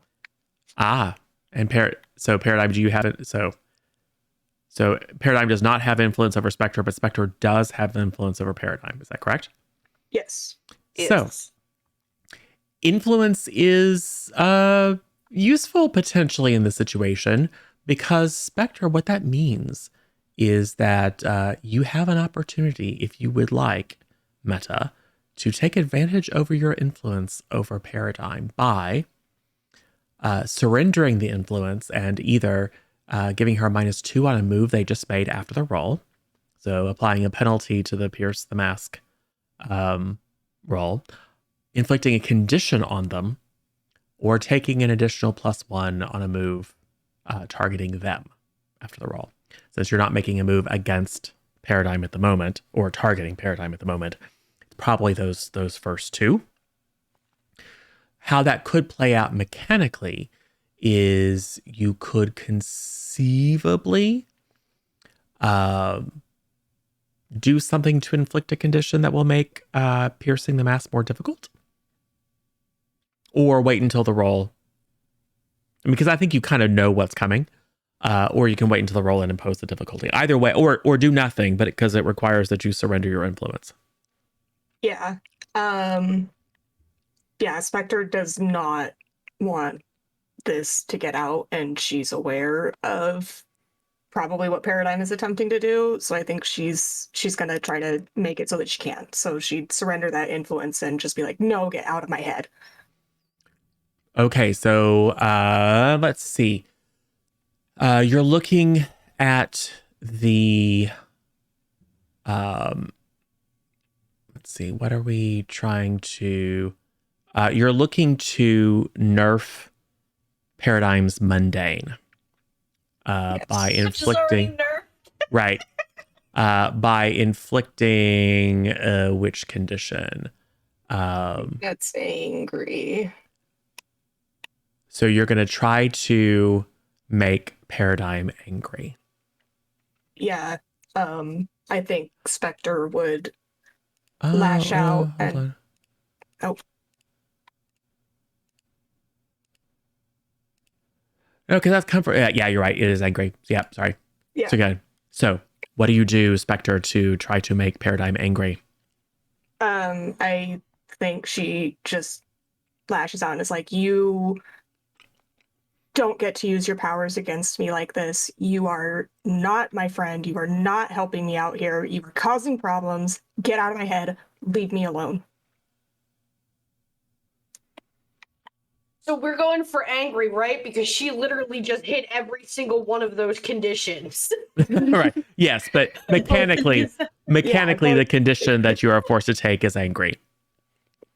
Okay. So you are still able to attempt to pierce the mask. It's just that it's at an additional -2 penalty. Okay, so that's gonna put me at a -3. Yeah. Come on, high roll. You can do it. I mean, I don't even think you can make it, right? Because that Oh, has no. to be 10 plus. No. Well, you can still ask a question at 9, and I think Yeah. you only Oh, need okay. to get one. No, it's not happening. I got a 4. And that was including taking away that -3 because it was a total of 7. Okay. So it turned a partial success into a fail. So you are thrown off your game. I thought you meant a 4, and then you had to take away 3. I was like, Wow. Either way, it's a fail. So Paradigm mark Don't potential. You get potential. Yep, you get potential because it's a fail. Spectre remove influence over Paradigm. Yep. So the real hard hitter that would completely throw her off is the "you aren't my friend." Yeah. That's gonna F her up for a while. because she honestly felt that the person she was closest to was Spectre, and now Spectre's hiding all of these things from her. And when she goes about it the wrong way, it's blown up in her face, and now she's lost her friend. Yep. And I would forgot say, you were the Spectre fangirl coming into this. yep. Yep. I would say you're probably angry with Spectre, but also maybe a little angry with yourself. Oh yeah, for sure. Yeah. And guilty. Where did this conversation take place? In the meeting room. Yeah, in the situation room. Okay. Can I come in? Sure. Well, I have come in. No, I'm not saying asking. I'm telling you. I come in because I'm looking round for whatever's going on, and I'm kind of lost in my own thing of trying to. What I've been He's doing looking is for the microphones. well, I've been giving a mantra in my head, which is, you're okay, you're in control, this is fine, you're okay, you're in control, because obviously everyone controls my life. So that's one of my mantras. Is like, you got this, And I heard the shouting, so I've come in. So I'm like, hey guys, what's going on? Why are you guys shouting at each other? Spectre? Paradigm was trying to root around in my head, and I told him to get out. What? Say that again.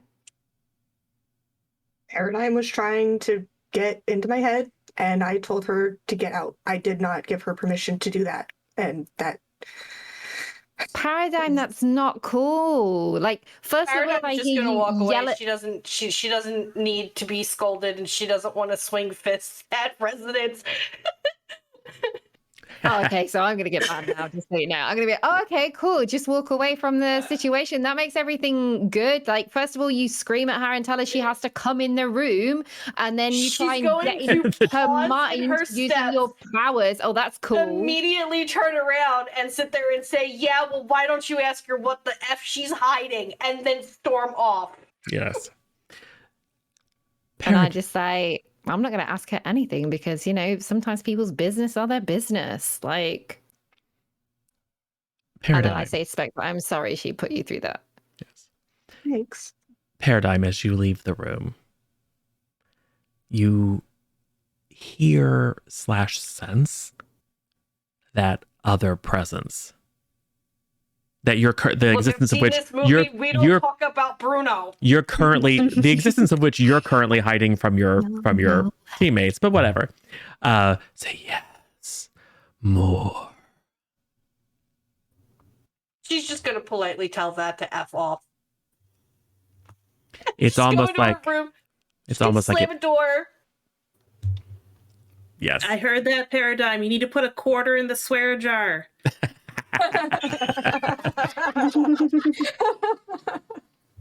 Perfect. So we have potentially conversation to have. We have a plan to go visit the amusement park.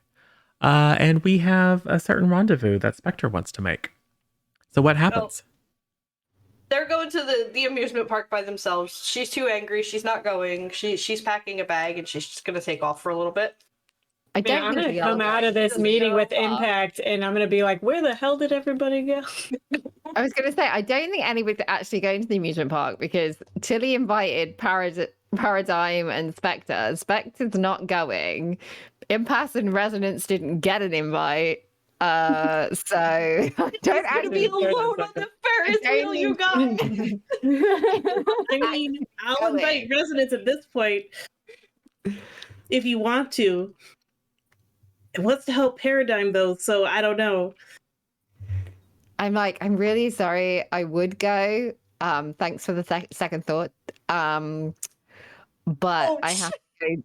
But I have to go do a photo shoot with Homeboy. Home run.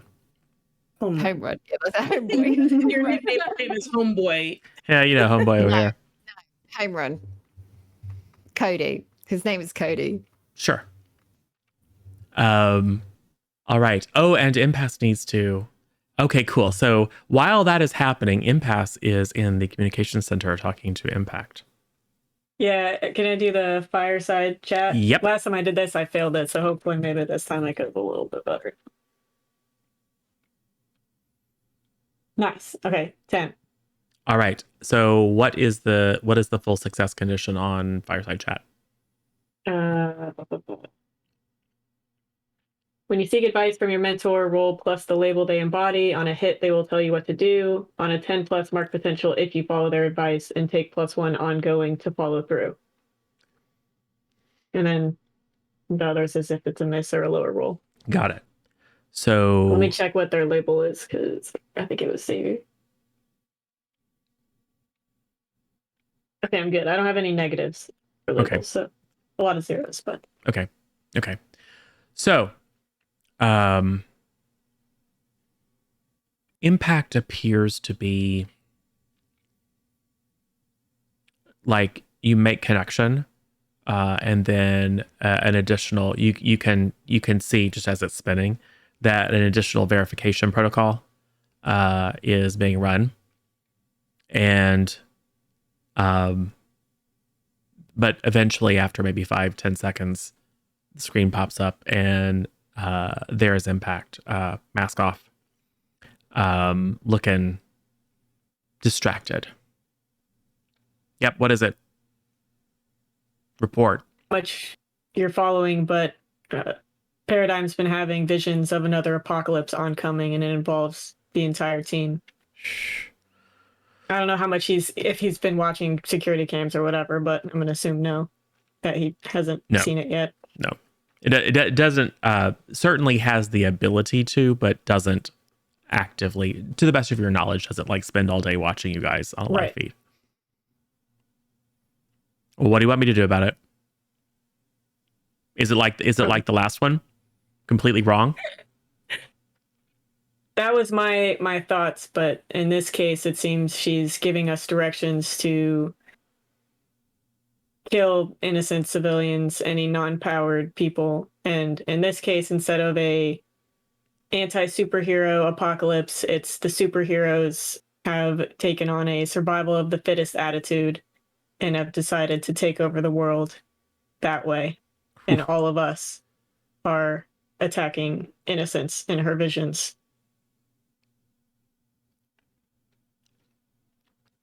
You see him pause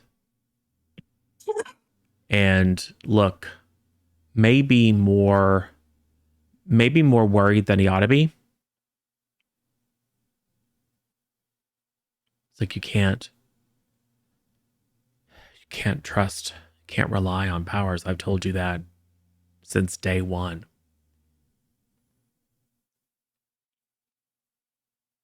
You've got to find a way to figure out if this is real. And if it is, or if you even think it is, we've got to find a way to contain their powers. It seems like Paradigm is discovering an additional power as well, where she can influence other people. Yep. No. He can also, because he's been exposed to her mental telepathy, that it's she doesn't have control over it that well. Yep. I need you to watch. I need you to get your team under control, number one. Can't have them running off in 18 different directions.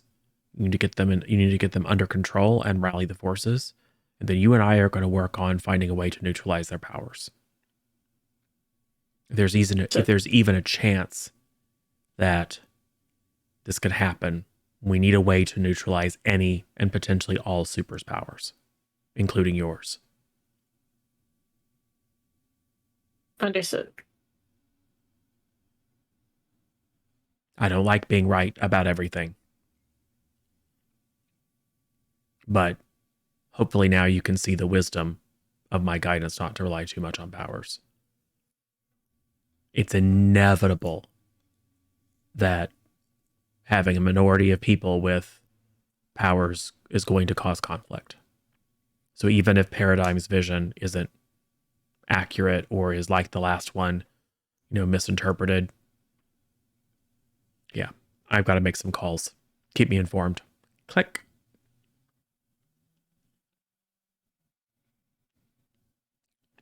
Whew. I need to figure out where everybody's at and what they're doing. In my head, Spectre is probably lowest priority because her powers are... The healing powers are not like... As far as I know, she can't use them for evil. Aside from like healing other supers that are doing bad things for herself. Paradigm would probably be my biggest focus of how to mess her up, or keep if the need arises, how to keep her from using influence or anything like that. Yep. So what are you doing about it? Are you going to have a conversation? Or are you doing some research? Well, first, because he told me I need to get the team under control, I would like figure out, kind of step out of the room and figure out what everyone's doing, where everybody's at. And you can even ask the smart base system where everyone is. Okay. And like query their schedules. Residence has a photo shoot with Home Run. Tilder has made reservations at the local amusement park, but is in the midst of canceling those, or at least some of them. Paradigm is in her room. Spectre, where are you? I think after that, Spectre went back to her room and is getting into costume. Spectre's in her room. She's in her room temporarily. She's packing a bag and getting ready to bolt. Okay. So you get a general sense of where people are and what they're doing. And you have the ability to access the closed circuit TVs in people's rooms and stuff like that. So you get a sense of what's happening. Yeah, so if I see Paradigm packing, I'm gonna be like, whoa. You can't leave. Okay. So I'll probably confront her for sure. All right. So we'll have that scene. And Spectre, your plan is to sneak out, right? Yep. Cool. And we can be a little loosey-goosey with the time and do little, time cuts. So Did I miss anything? Impasse had a conversation with Impact, and we now know that Impact is going to work on finding a way to depower people. Yeah, I heard that. Okay. I heard that part. I wasn't cool with that. Okay, cool. But my character didn't hear it. Right. You are probably getting ready for your photo shoot. Yeah. So let's have a scene with Impasse and Paradigm first. Intercut with non-speaking scenes of Spectre suiting up and being a little bit shifty, sneaking out while everyone else is distracted to go to the rendezvous point. All right. Impasse and Paradigm. What happens? Yeah, I'm gonna knock on her door first. Mute. You're muted. My bad. She's just gonna go away. We need to talk. There's kind of a world-ending apocalypse looming. I'm sure we'll figure it out. I'm not. No, go away. Okay. I'm gonna wait outside the door though, just in case I know I saw her packing. So She's gonna grab her bag and walk out the door. She doesn't. You have the ability to just override the that- door if you want. I'm not saying you need to. I'm just saying you do Yeah. have the code that you could just go in. So she's walking out the door with bags. I'm like, where are you going? You're saying we're gonna figure this out. You can't just leave. What if you end up compromised and cause the Very apocalypse? calmly look at Impasse and go, no, you are going to figure it out. You are the person they picked as the leader. You are going to be the one who steps up. Now, if you'll excuse me, I have a date with the top of a tower far, far away from here, so I can get a hold of my damn thoughts. Whoa, hold on. Gonna go. I can't be a leader if there's no team. You're part of the team. You're also at the center of all of this. I need your help to figure this out. There's nothing to figure out, really. I'm going to control you guys, and things are going to fall into place, and the world is either going to end, or I'm going to be proven wrong again. I'm going to lose distrust from everybody. So what the hell does it even matter? Well, maybe we can figure out how to make it so you can't control us. We don't know much about this ability. Let's figure it out. Let's see if there's a way to block it, maybe, just so, you know, that fear of you doing something wrong, that's not even possible. How would that affect any other power? Or what happens in a time of need when we need that power? Maybe we could find a temporary block. It's still essentially cutting off a piece of me. It's just easier if I leave. Okay, but cutting off a piece of you, fate of the world. You're a superhero, right? We make sacrifices. You have a way to get a hold of me. And she just holds up her cell phone. When you figure that out, find me. I need your help to figure it out. I can't figure it out without you here, because then I don't have anything to test it off of. I don't know what works and doesn't work for you. You have a robot who has connections with people who can make all of this amazing, glorious tech that can cut powers off. But we need Figure you it to be out. able to test it. When it's ready, I'll be there. What is wrong? Why are you being so hostile?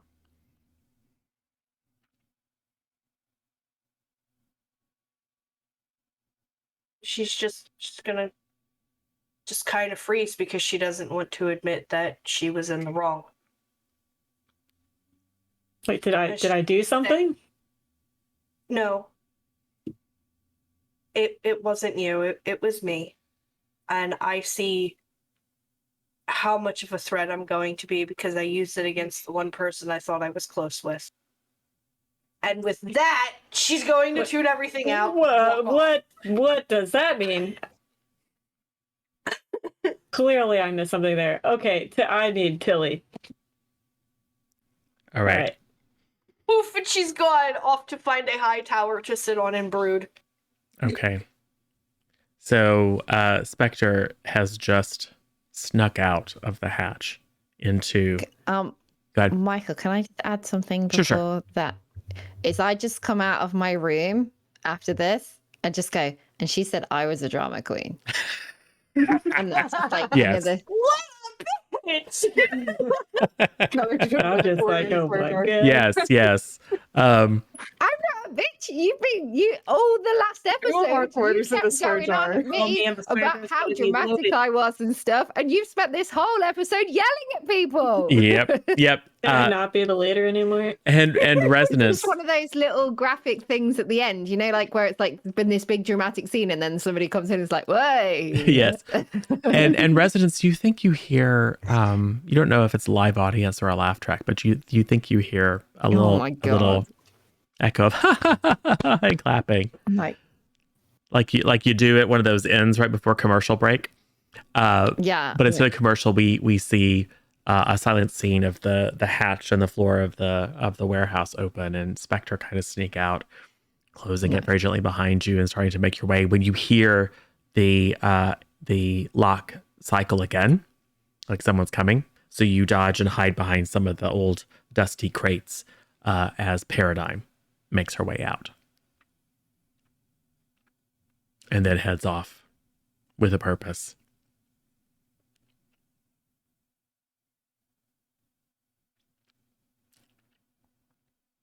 And doesn't see you. I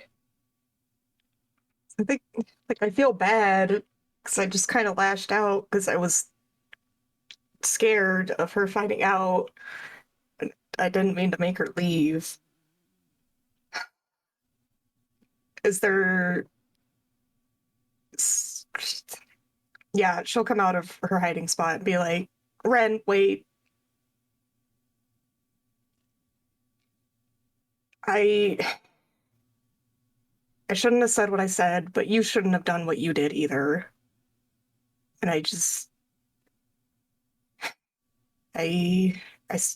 still want us to be friends, but I need you to understand that trust, you just broke it. by trying to do that. And when I'm ready to tell you what it is that you were trying to find, I'll tell you. But now it's just not that time. It sounds kind of like a comfort and support to me. Yeah. It's supposed to be.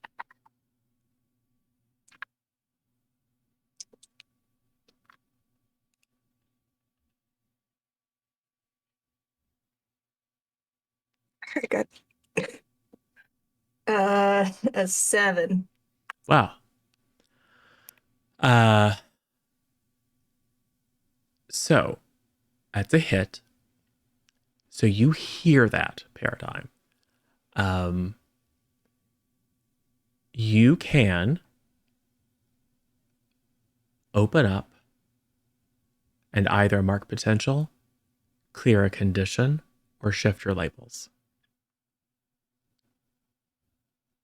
But it's dependent upon you.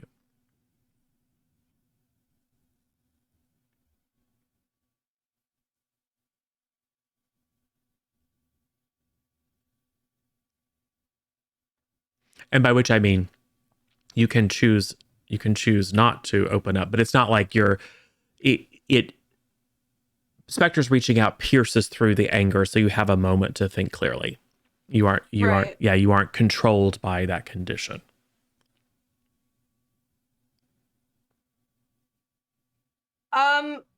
She's gonna hear it, but she's not going to react because the words, it's like just kind of putting a band-aid over a wound.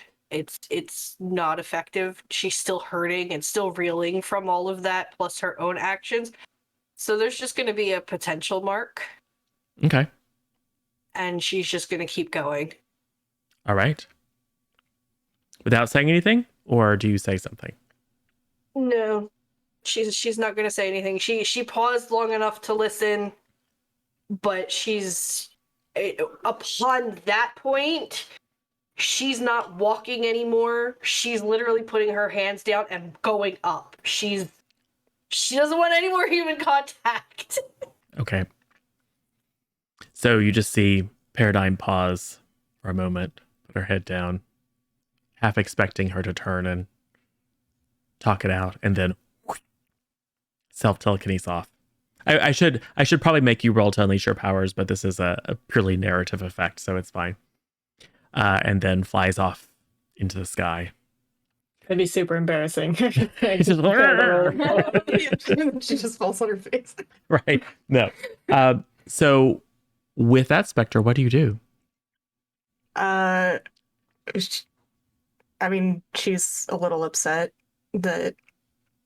about everything that's happened, but she's going to focus on what she came out here to do, so she's heading to Warehouse 56, where she told them to meet her to scope it out and kind of hide and keep an eye on things.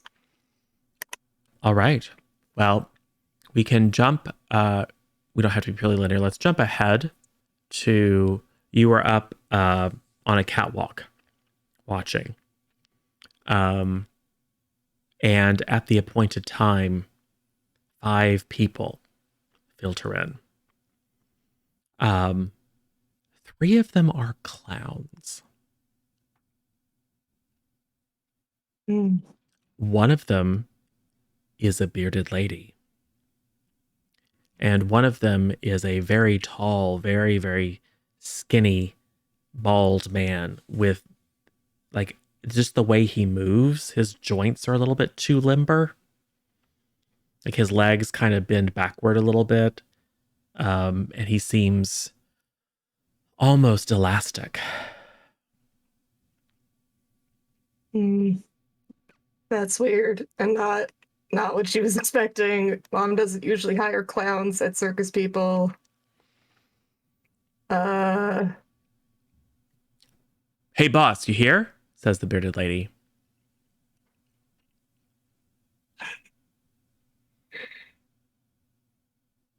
I think Spectre's continuing to hide and watch them for now, so she's keeping a low profile and just studying it.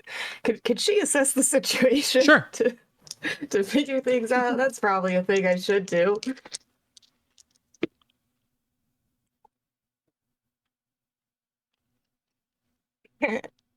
That's a 6. Oh, that's gonna be market potential. Yay! And I'm going to take a move on you. Yay! And you are somewhat distracted by the previous conversation. So maybe not completely up to snuff. And so you don't notice the length of pipe up on the catwalk with you as you're kind of sneaking across to get a better view, and you kick it off. And there's a clang, clang, clang, clang, clang, clang, clang, clang, very loud. And all of the clowns and the bearded lady and the tall guy look over at that, and then all look up directly at you. And then the bearded lady says, "Oh, gee, boss, you nearly gave me a heart attack." She'll jump down and just kind of pretend to be super confident. I don't know. She hates it. She absolutely hates it, but she's emulating her mom right now. And just the way that she's seen her deal with people that she thought were beneath her. And she's like, well, I was just testing to see if you guys could pay attention. The clowns all, they don't apparently speak. They do a little mime routine and like honk their noses. The slender guy just kind of looks creepy. And the bearded lady tosses a satchel at you. Well, there's the take. What's the next job? She'll catch it. She'll put it over her shoulder.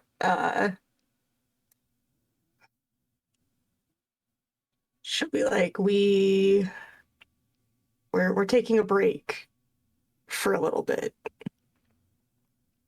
The clowns do sad clown face.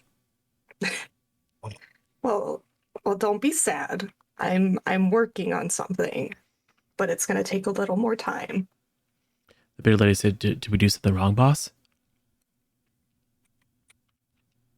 Well, I mean, the hull could have been better.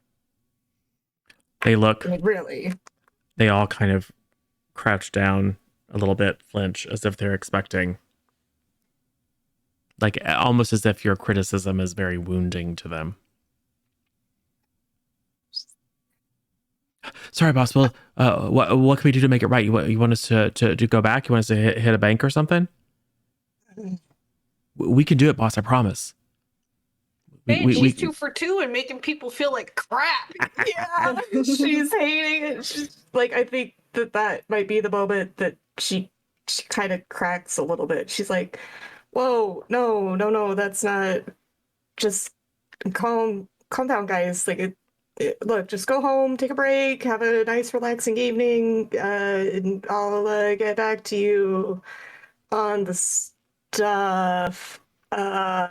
Quick question though, do you guys always just call me boss, or You want us to call you something else? well, I mean, do you know me by anything else, or is it just boss? You're Violet Spectre. Ah, shit. Are you okay, boss? Yeah, no. Yeah, I think I'm coming down with something, so gotta go see a doctor about that.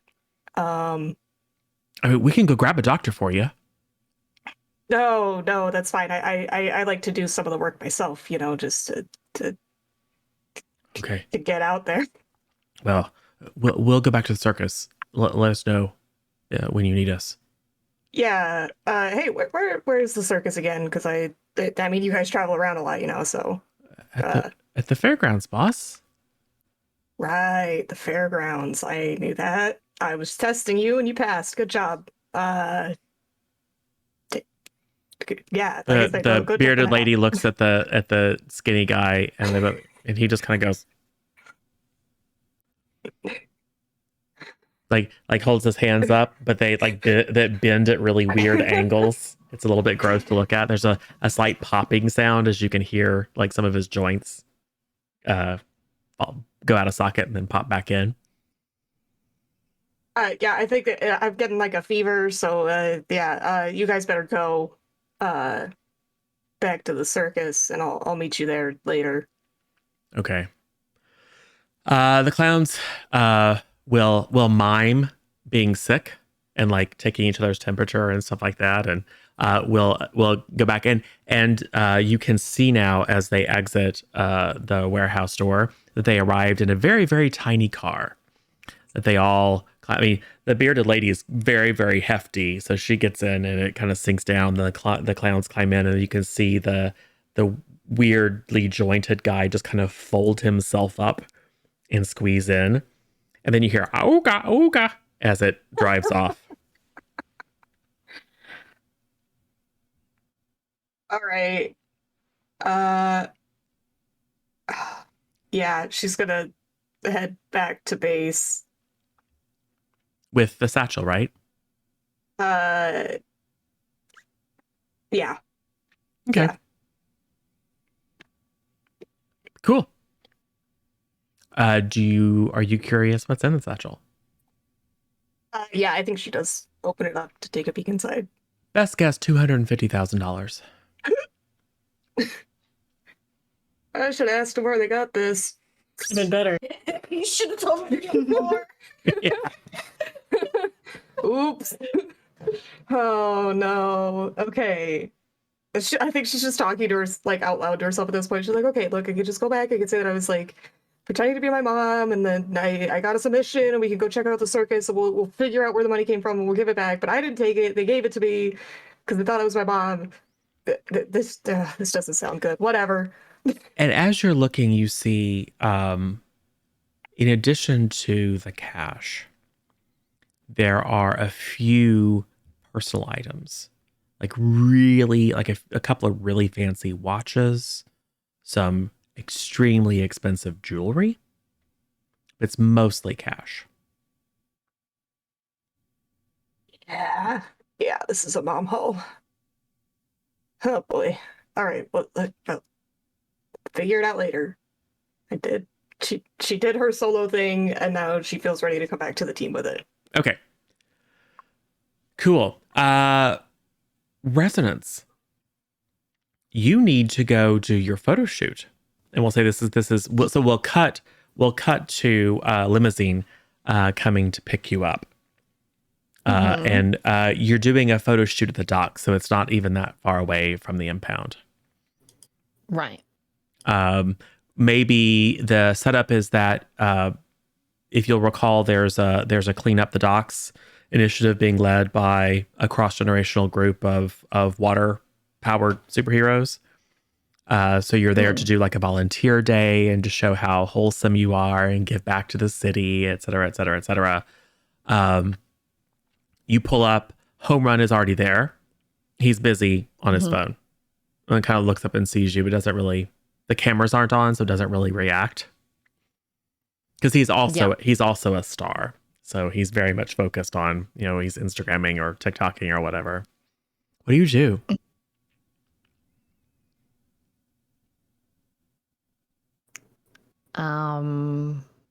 I go over and find whoever like I would be able to tell who like the assistant is that tells you what you're meant to do and where you're meant to go. Yeah. There's an assistant photographer who's, oh, good, you're here. We're getting set up. So you can wait over. We've got a little bit of a green room set up over there. It's just it's an office that's been commandeered. And you go and you sit, and it's like 15 minutes. And you sit. And it's like 20 minutes. And you can hear voices. And maybe you get up and like listen a little bit more and you hear, oh yeah, that's great. No, move over here so we can get the light just right. Oh yeah, that's great. That's great. Yeah. Yeah, no, work together. Hey, why don't you guys splash each other? I think that'll look fun. Like it's super playful. Yeah, yeah. But don't get it in her hair.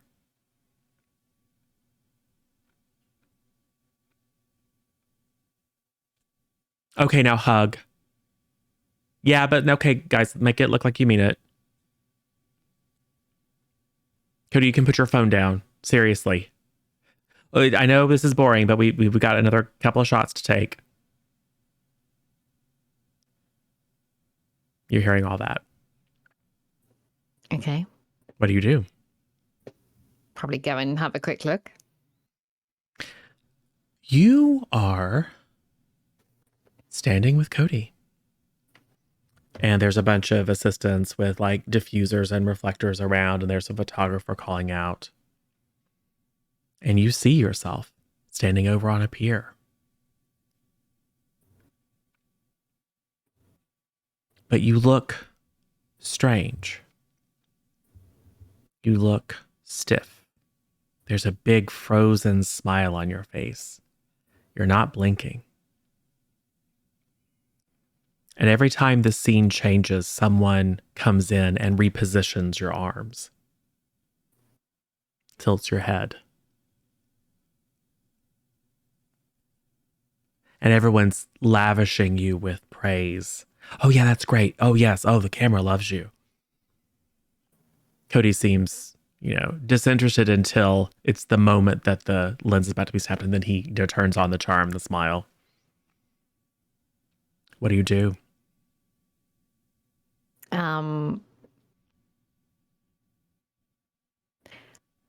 walk over there because in my head, I'm like, am I tripping again? Like, am I just overworked? Am I just imagining things in my head? Am I asleep? Am I like, I don't know what's going on, but I feel like this isn't real. So Okay. I walk over there. You walk over there and a woman gets up from a chair who's kind of been like not really watching, like on a PDA. It is a familiar woman in a business suit with a kind of severe bob. She sees you coming and Karen. smiles and makes her way towards you and say, "You're not needed for this one, dear. We've got it handled."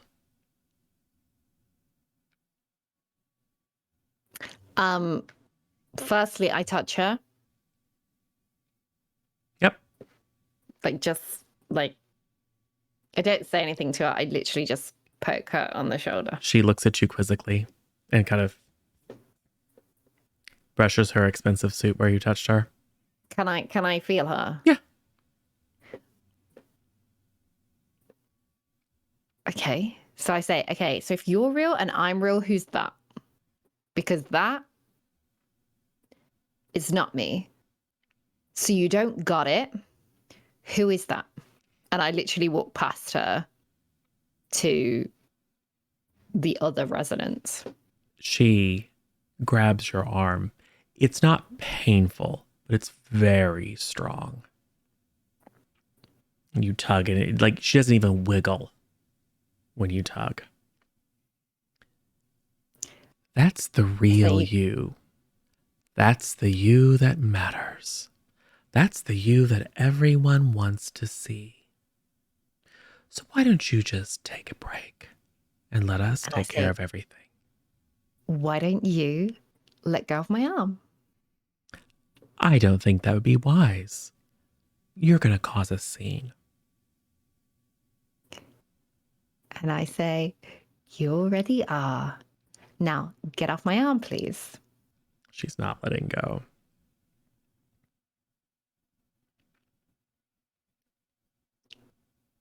Okay. In fact, she'll begin to walk you back toward the green room. I think you need to just Yeah. sit down, let us take care of what we need to take care of. No. So I'm going to either unleash my powers or directly engage a threat. Your choice. Hmm.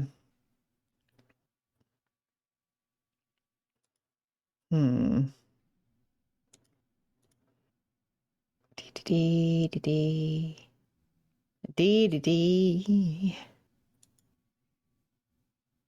Just looking at stuff. Too many things to click. La la la. I'm going to unleash my powers because Okay. I'm mad that this woman is holding my arm. Okay. So roll plus Rip freak. the docs. Yeah. Roll plus freak. Okay.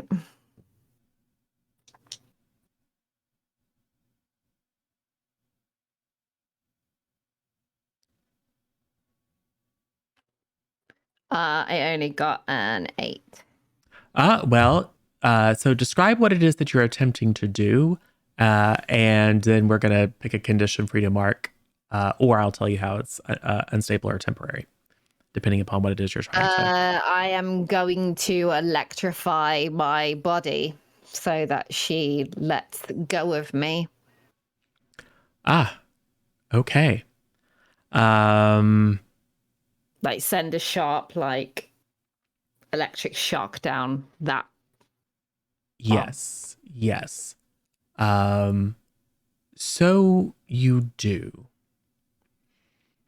And it courses through her body, but doesn't appear to have any effect. And then she just looks at you and laughs and then fades away. Like you see her start to get a little bit transparent, and then you blink and then she's gone. And you are standing now 15 feet away from the photo shoot crew and Home Run, who are all looking at you, sparking, clearly unleashing your powers. I think you probably mark afraid.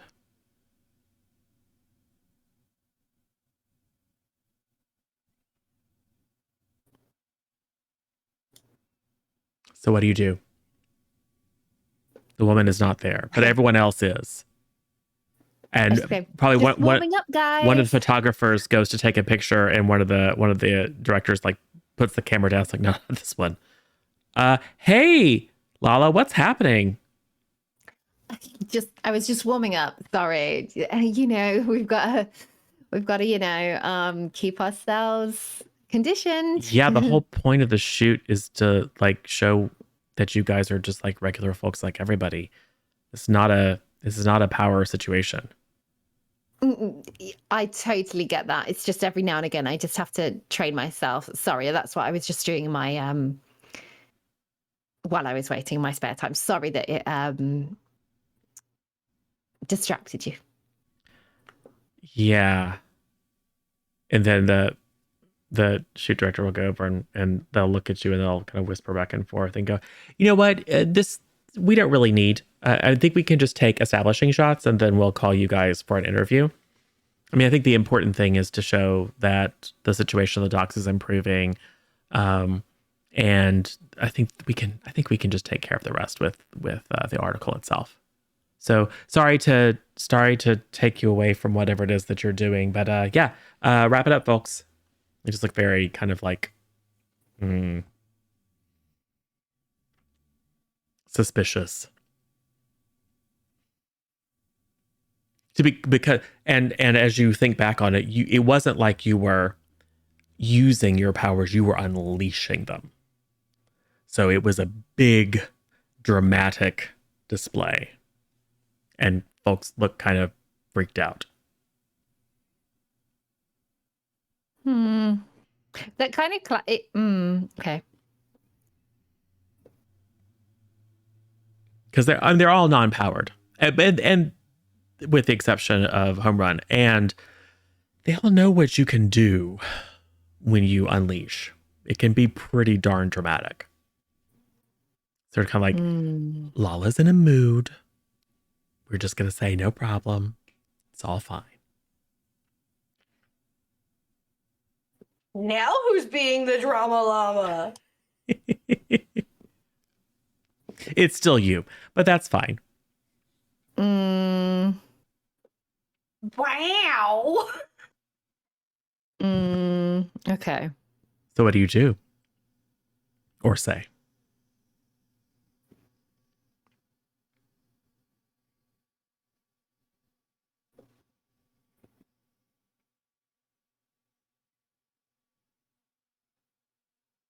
I don't know. I just feel very, as a player, not as Lala, I feel very taken aback only because, like, I also have a move that's called Time for a Show, and it's where I do a flamboyant display of my powers. Yep. Um, Which you could certainly use. You could certainly spin it. Because right now they're just like literally from their perspective. okay. You just showed up like clearly angry on your face. You were talking to someone who wasn't there and you unleashed your powers in a way that's not like, hey, let me make some sparkles and make a fun time, but like more like business time. Like, okay. Well, I'm gonna do Time for a Show then. okay. And see what happens. Okay. Hopefully something good happens. With Paradigm being on top of a tall building, essentially having sights around the city, is she going to be able to see this Sure. this nonsense happening? Sure, why not? Yeah, that was like the worst roll I've ever made. So yeah. Well, we do have a major boon, if I'm not mistaken. I don't know if that's worth using the major boon You for can me. you can use it for a reroll. If you don't use them, we'll lose them. We'll forget them. All right, I'll try it. We'll see what happens. If not, I'm marking potential, and that'll be 5 out of 5. What is it? Flamboyant. Superior. Oh, okay. It's superior. I didn't notice that. So my superior is +3. Ah. So it's 10. Oh yeah. So I get to. So it says when you put on a flamboyant display of your powers, roll superior, and then basically on a +10, name 2 NPCs present. The name NPCs must either volunteer help or information, express admiration, or ask for help. okay. And that's your choice, Michael. Yeah. And then on a miss, it just says your display catches someone watching in the wrong way. Okay. So I think what I do is whatever I did in my unleashing my powers that scared them, I do like a milder, minimalistic version of that, but add like cute sparks and kind of like an electrified rainbow and, you know, like make it really pretty. Okay. And we'll say that the NPCs, so Cody is going to go, oh, that'll look really cool here. And then he'll manifest his baseball bat and make it kind of sparkle. He's like, oh, come on, get in here. And then we'll say Kelly, who is the shoot director, like, oh, you know what? That really will look awesome. Hold on. Okay, guys, nope. Bring it back in. And so you are able, through your modified display, to kind of give everyone, it's like, well, we weren't really planning on it, but hey, why not? So they change it a little bit and set it up so that all of your kind of shared display of your powers will kind of meld and look really, really cool. And you hear... And so I changed the sparkles to just say, because I can sense the vibe. So in that, I also it says, make the ducks sparkle. Oh, right. So you come up with a... Yeah.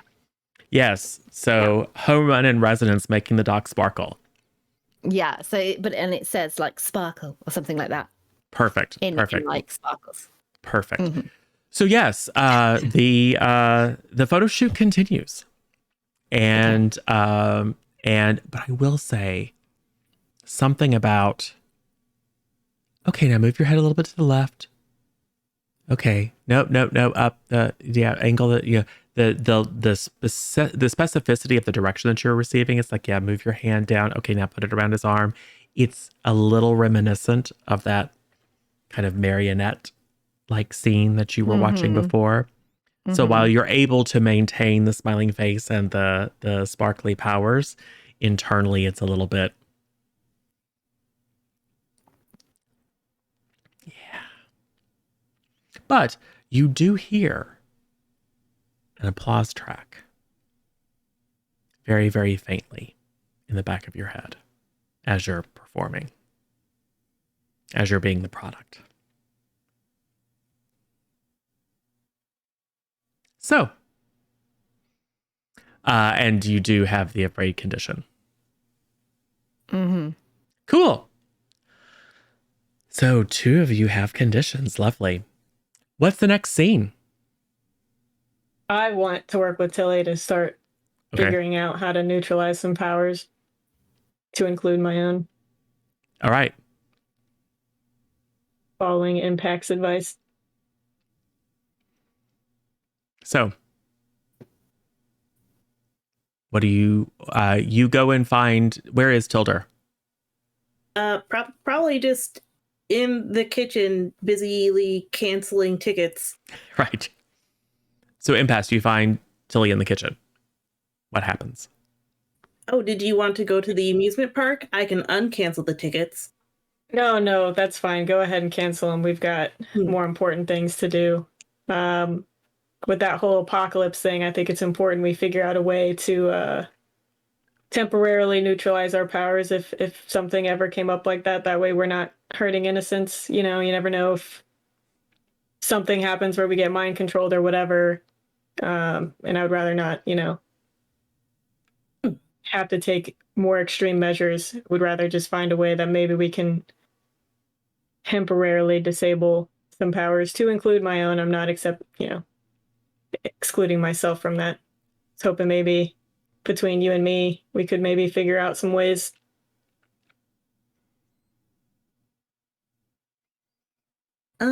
Let's see. I'll probably need some DNA samples. Most of your powers come from your physical forms, yes? Yeah, I would say that's a fair assumption. Cool. And we might need we probably have some reasonable lab equipment in our place, right? Otherwise, we're going to have to borrow some. Well, you do have one, Dr. Collifer. And I would say that you are aware that Aegis has invested in ways of dampening, particularly supervillain powers. Particularly those supervillains that they have, with the help of heroes, captured as a way of keeping them contained in the asylum. Right. Do you have any specs on that, maybe? On those devices?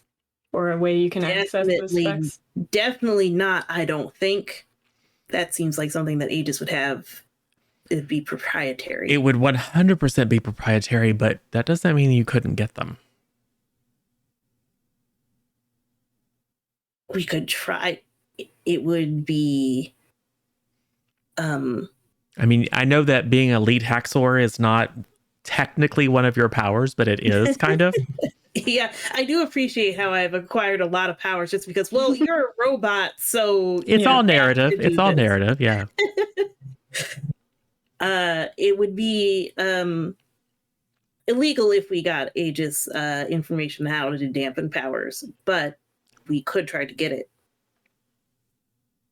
I'm going to offer that directly to Impasse. I'm willing to try, but I'm not going to just go out and do that one.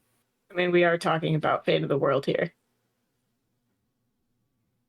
And, in my head, I'm thinking, illegal. Vigilantism is also illegal. So, whatever.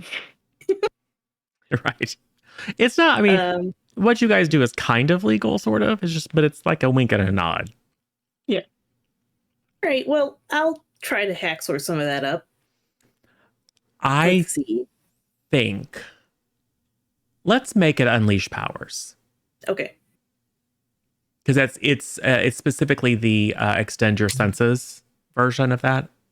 Is there any way I can help? I don't know if there's anything that Impact's ever tried to hack Aegis or anything in the past, or I think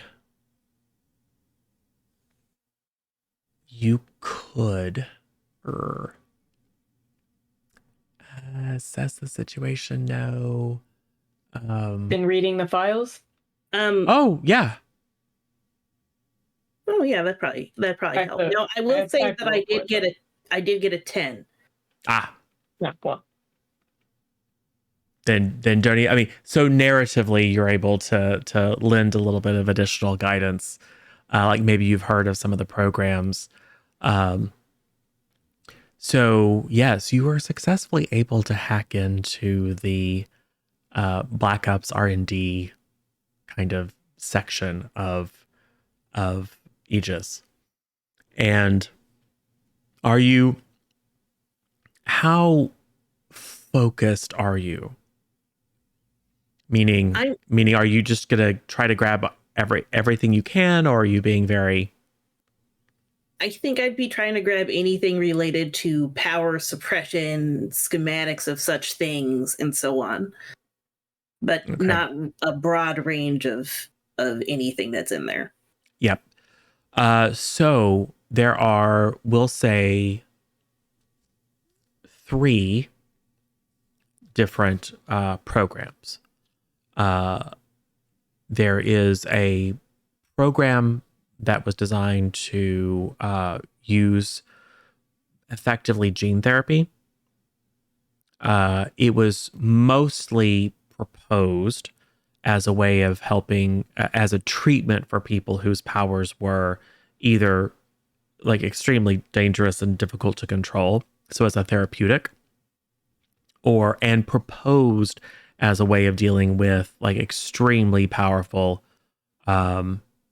individuals who get their, like supervillains who get their powers from mutation. It was deemed unethical to be used against people's will. But there have been some trials on particularly like young heroes whose powers are extreme and difficult to control, and so have been a few success cases. But it is very much a last resort because it's unknown what the long-term effects might be. Because you're talking about rewriting someone's code. There are schematics for a dampening room, and multiple iterations of that, and indications that technology is actually in place at the asylum. So not any power, but it's think of it like a broad spectrum that helps to sap the power of many different iterations of superpowers. There are some that it doesn't cover, but certainly the sorts of powers that you're most familiar with, super speed, super strength, telepathy, telekinesis, all the various different manifestations like fire powers, ice powers, etc., are counteracted. It doesn't do so well with the metaphysical, like magic powers or the ability to just warp reality as a whole. So there are certain limitations, but for the run-of-the-mill supervillain, it tends to be very effective. There is a prototype for a miniaturized version. It's effectively like a metal collar. It has not been field tested, however. Part of the problem that they're having is that it requires substantial power. The asylum actually draws directly from the fusion plant that powers the entire city. But they do not yet have, but are researching ways of creating sufficiently powerful kind of micro power plants that would be able to counteract. I mean, they have working prototypes, but they just dull powers as opposed to completely counteracting them. It's a matter of trying to find a miniaturized power source. I will say also that they have recovered a a number of bits of wreckage from the Steel Swarm and are looking at its power source as a potential avenue forward. Frowns an alien. Any rate, I'll just keep that one over there in the alien box. And I'll present the options of the impasse and then say, well, it seems like we could try creating our own version of the prototype collar. Is a mobile version. Okay. Can you forward this information to Impact Secure Network? Sure. Because I'm focused on the team, but I assume this apocalyptic situation is going to be more than the team, and he's going to probably help handle the bigger heroes. If it comes to that. I forward an encrypted version of the file to Impact. All right. He'll love it. All right. Yes. Ping received. And then Right, what? impasse, you'll get a text message. Go. Appreciated.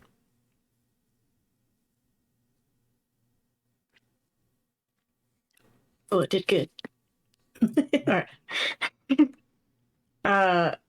What do you think we would need to create this prototype?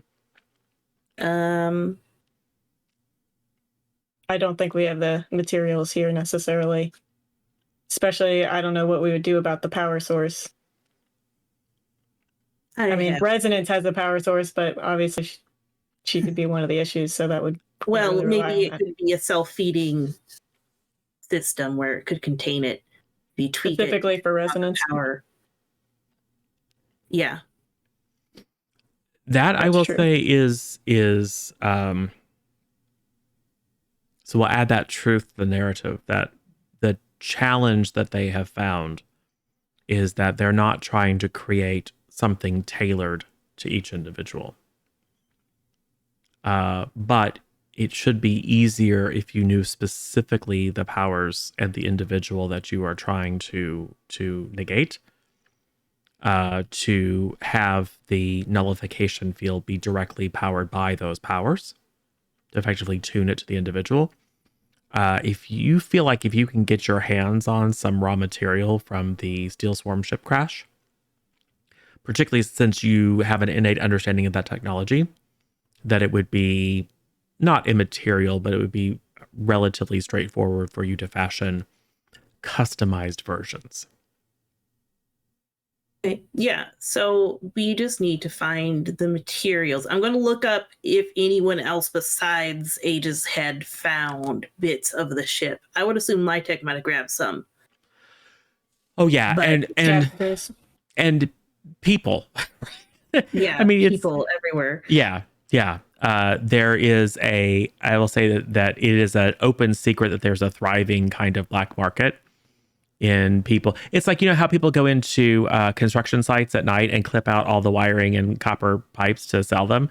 There's like salvage crews that illegally go into the latest alien invasion site and recover biological and technological stuff just to sell to the curious people, to, you know, shady multinational organizations, to crime syndicates, to who knows what.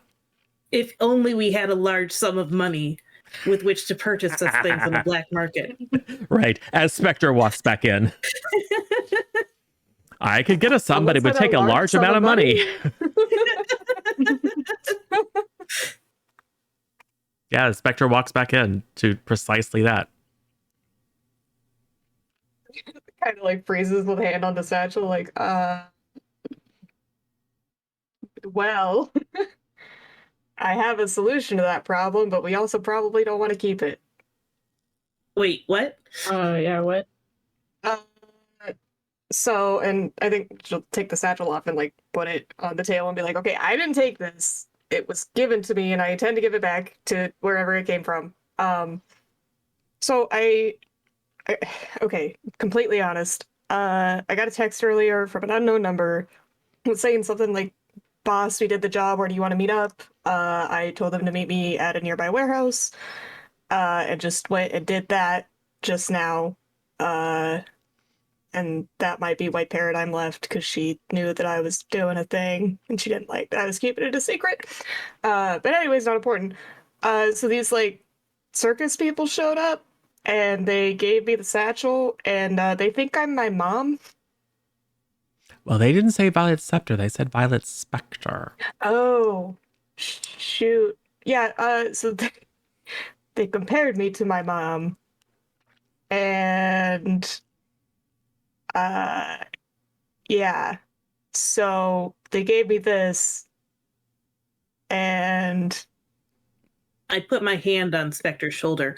Don't worry, it's okay to keep secrets. Whoa, That pet. what? she'll look at Tilly like, yeah, I sure hope it is.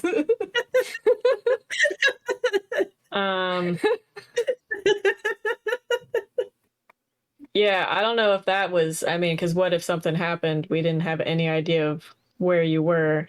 Would have been probably good if you told at least somebody, like if there's a leader of the team or something, maybe. Because Yeah.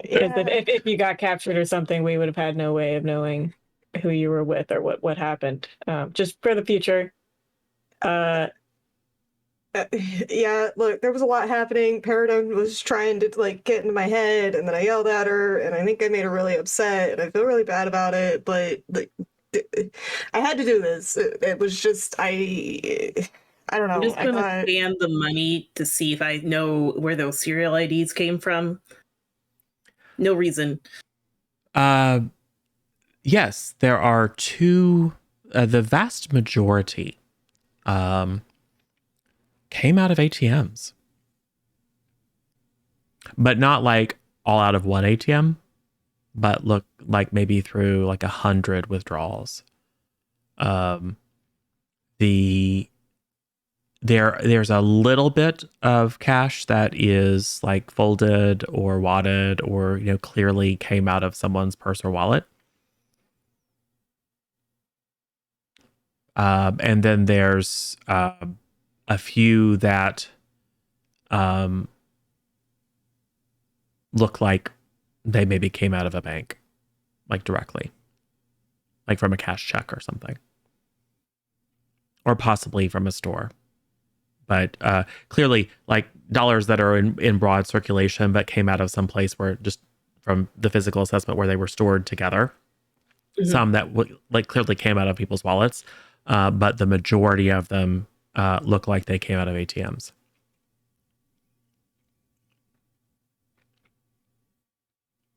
A lot of crime money. So people are just running jobs as if you're a crime boss for you without you asking them to? apparently I don't really know what's happening. I just, like I said, I got the text. I thought that they thought that I was my mom and just had the wrong number for whatever reason, even though our numbers aren't even close to each other because I changed my number after. Anyways, and then they called me Violet Spectre.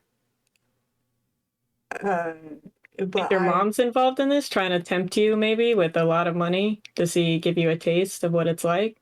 I mean, I think I don't really care about this. It's not me. That's her. I know it doesn't mean that she was not trying to tempt you. That's a lot of money right there. Look, I think me and mom are reaching a consensus on our relationship. So Maybe she saw it as an opportunity while you're a little bit more vulnerable, a little bit more considering reconciliation. It's a little extra shove in the right direction.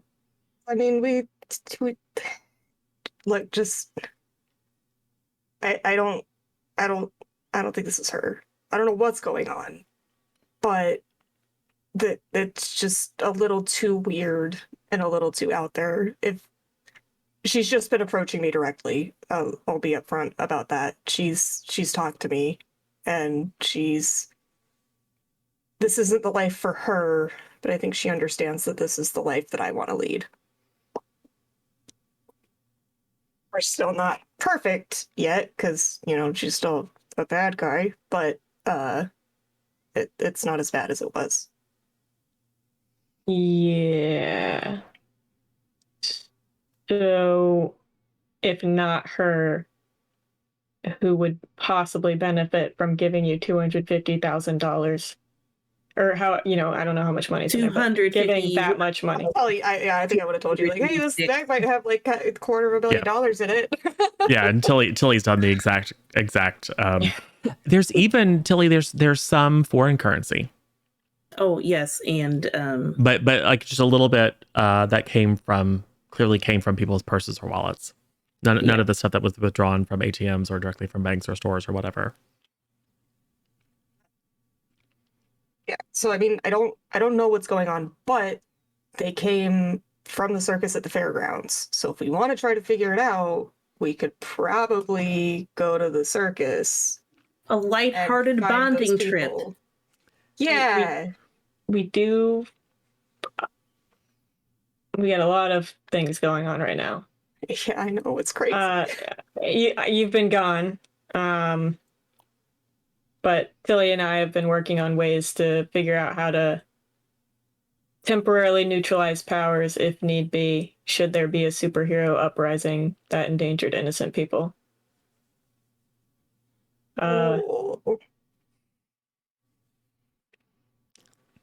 So right now, my thought is Paradigm's the probably priority since she's at the center of it. Not like anything permanent, but temporary while we figure this out, try to delay it, figure out exactly what's going on. Yeah, I don't even know where she is right now. We probably need to get her back because who knows, something could be happening out there right now where she's being compromised. We need the team to really stick together right now. So we turn the page.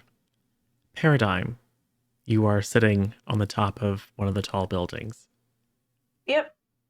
Relatively near the side of town, near the bay side of town, so that you could have seen the fireworks. Yeah. Being some... To which she would have went, that kind of looked cool from up here. Right. And feeling put upon and down on yourself and etc. Yeah, and feeling, she's angry. So there's a lot of pacing, and she's not really blocking anything out. Yeah. So it's all kind of like flooding her and overwhelming her, and it's bothering her, but not so much so that she's willing to come off of that rooftop to find a safe place to go to just kind of let her thoughts be her own.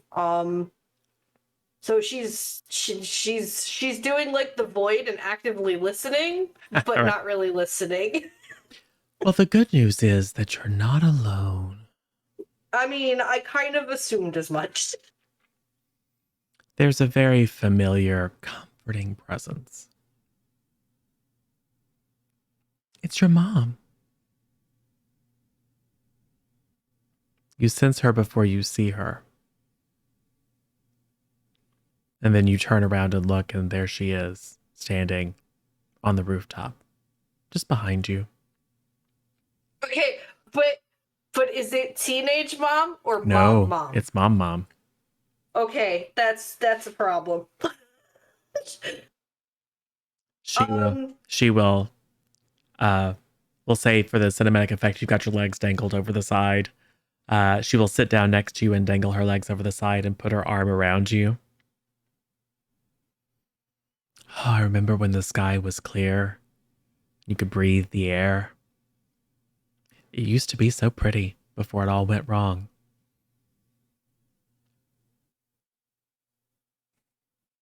Why are you here? To help you. With what? They're plotting against you as we speak. Obviously. I'm not completely oblivious to that fact. I Here, told them to do it. let me show you. And she reaches out and touches a finger between your eyes. And there's a moment of disorientation, and you find yourself disembodied, watching the conversation and listening to the conversation that just happened about negating powers, about you being the target. You can't let them. They'll bring about the end of the world. You've got to take control.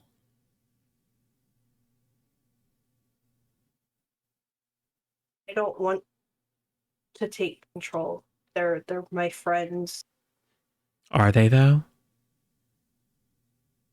Oof. Oof. You were sent here on a mission. And I completed that mission.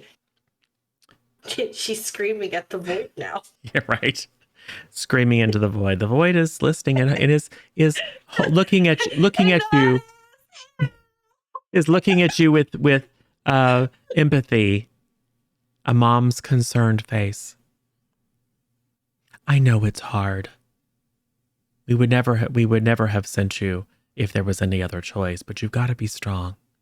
Can you be strong for mom?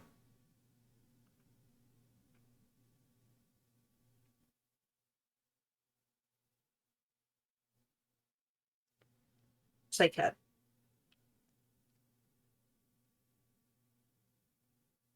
Well, then you know what you need to do. You're right. I do. And she's gonna push the hand away. She's gonna push her mom away. And she's going to superhero leap off of that building. And hopefully land with grace. All right. So you are effectively you're attempting to resist the insidious influence in your mind. I would like you to roll to take a powerful blow, please. And because you only have one condition marked, you're going to roll +1. But remember, this is one where low is good. Low is good. Yep. Hey, check me out with a 1. It's 2d6 though. It's always 2d6. Okay, hang on. 2d6 plus 1 in this case. Okay, so 4, so 5. Ah. The good news is you stand strong and you mark potential. Ooh. Because it's still That's a level up. below a 5. Excellent. So how is it that you weather the blow? As you go to think, I'm getting out of this, there's just this wave of fear. Like you see a vision of like every action you take, but specifically anything that is not listening to your mom leads to death and destruction. It's almost like you can see the branching of the timeline out, and everything that you think of doing other than just absolutely agreeing with your mom seems to lead to death and destruction. And yet it is your intent to just block all that out of your head. So how does that happen? What do you do? What's the effect?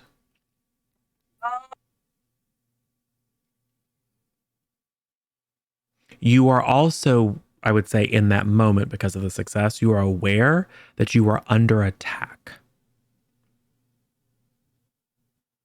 Like all this, it's like a split consciousness. I mean, your regular consciousness is like experiencing all these various different futures, all of which are horrific, and every instinct is telling you that you must do what your mom says.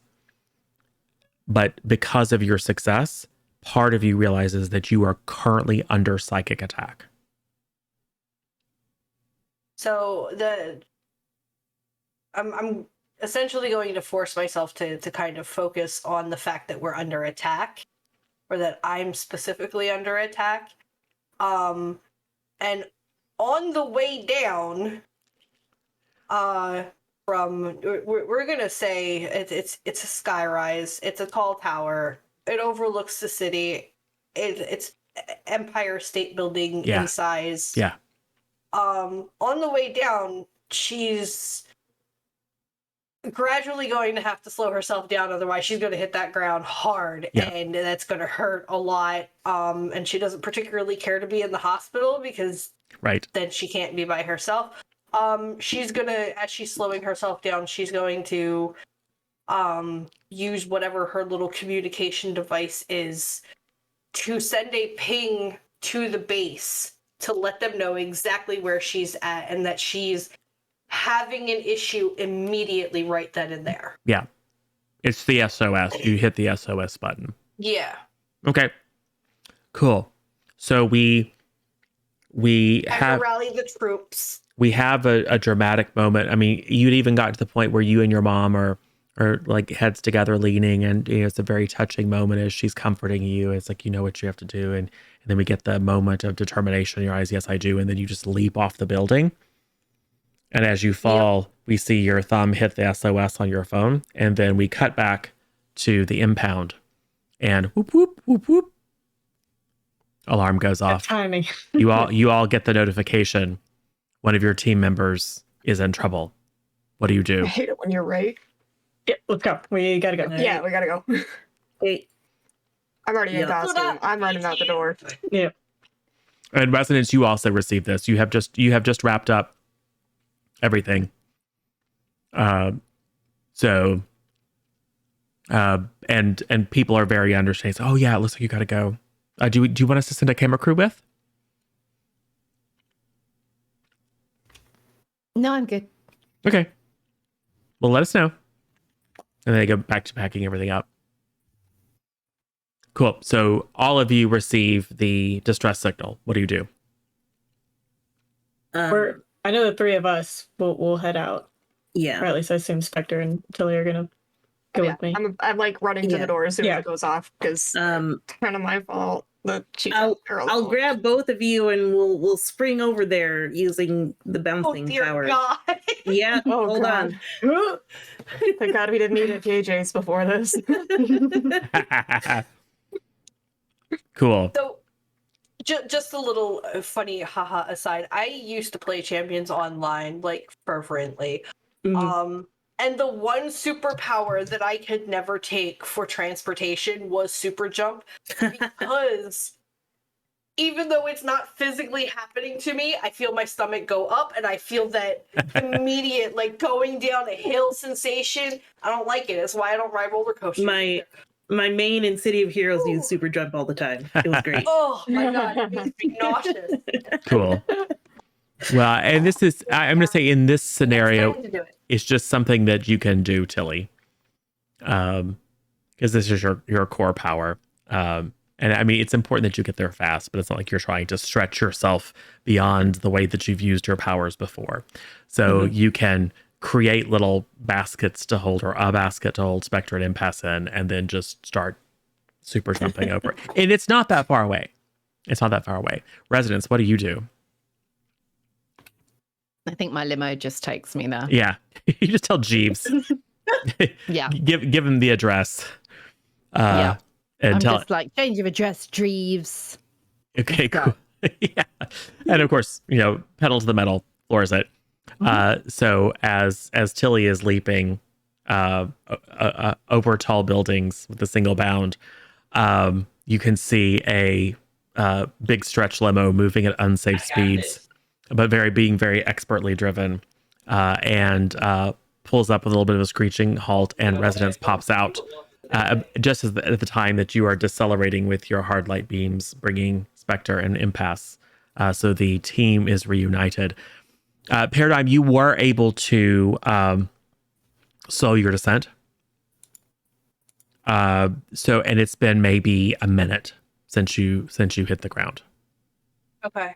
Yeah, you didn't suffer any. And she totally landed Black Widow style on that ground. Sure. Just, superhero. Sure. Superhero landing. Yeah, a couple of people just walking through town kind of go, "Oh, cool," clap, and then move along. You can still feel a presence. I'll say you haven't yet had time to center yourself and try to close down, so you can still feel that insidious voice trying to get itself in every nook and cranny of your mind. So a lot of your attention has been focused on just keeping it out. But you do feel Right, familiar and- presences as your friends descend. Okay, the first thing that she's gonna do is just kind of like one by one make sure that they're real.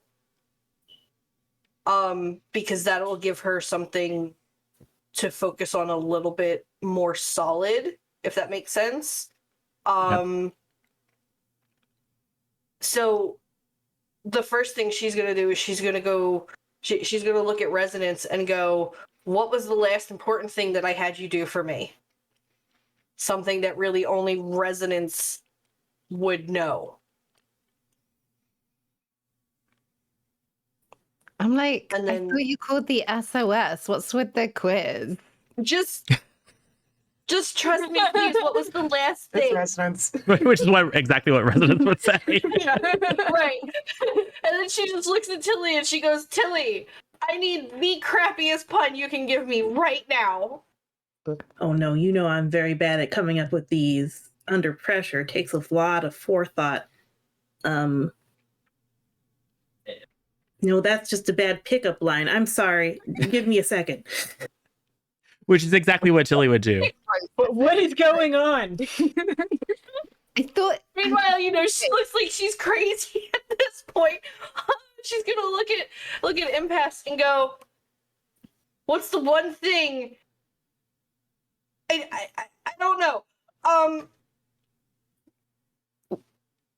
you having a What do you need? breakdown? What do we need? What is happening? No, I'm not okay. My mother is here. Like, dear, Who- teenage Here, she was up there. She's gonna point up to the sky where she was sitting, just to give them, an idea of how far she jumped. Here, Actually, we also know that physically, something is hitting my brain. There's something here. It's attacking me. I can hear it in the base. I felt it in the base. I was too pissed off at you guys to tell you, except you, Tilly. You're wonderful. Everybody else I hated in that moment. And there's a psychic attack happening. I don't know how to stop it. It's not me. Can you pinpoint where it's coming from?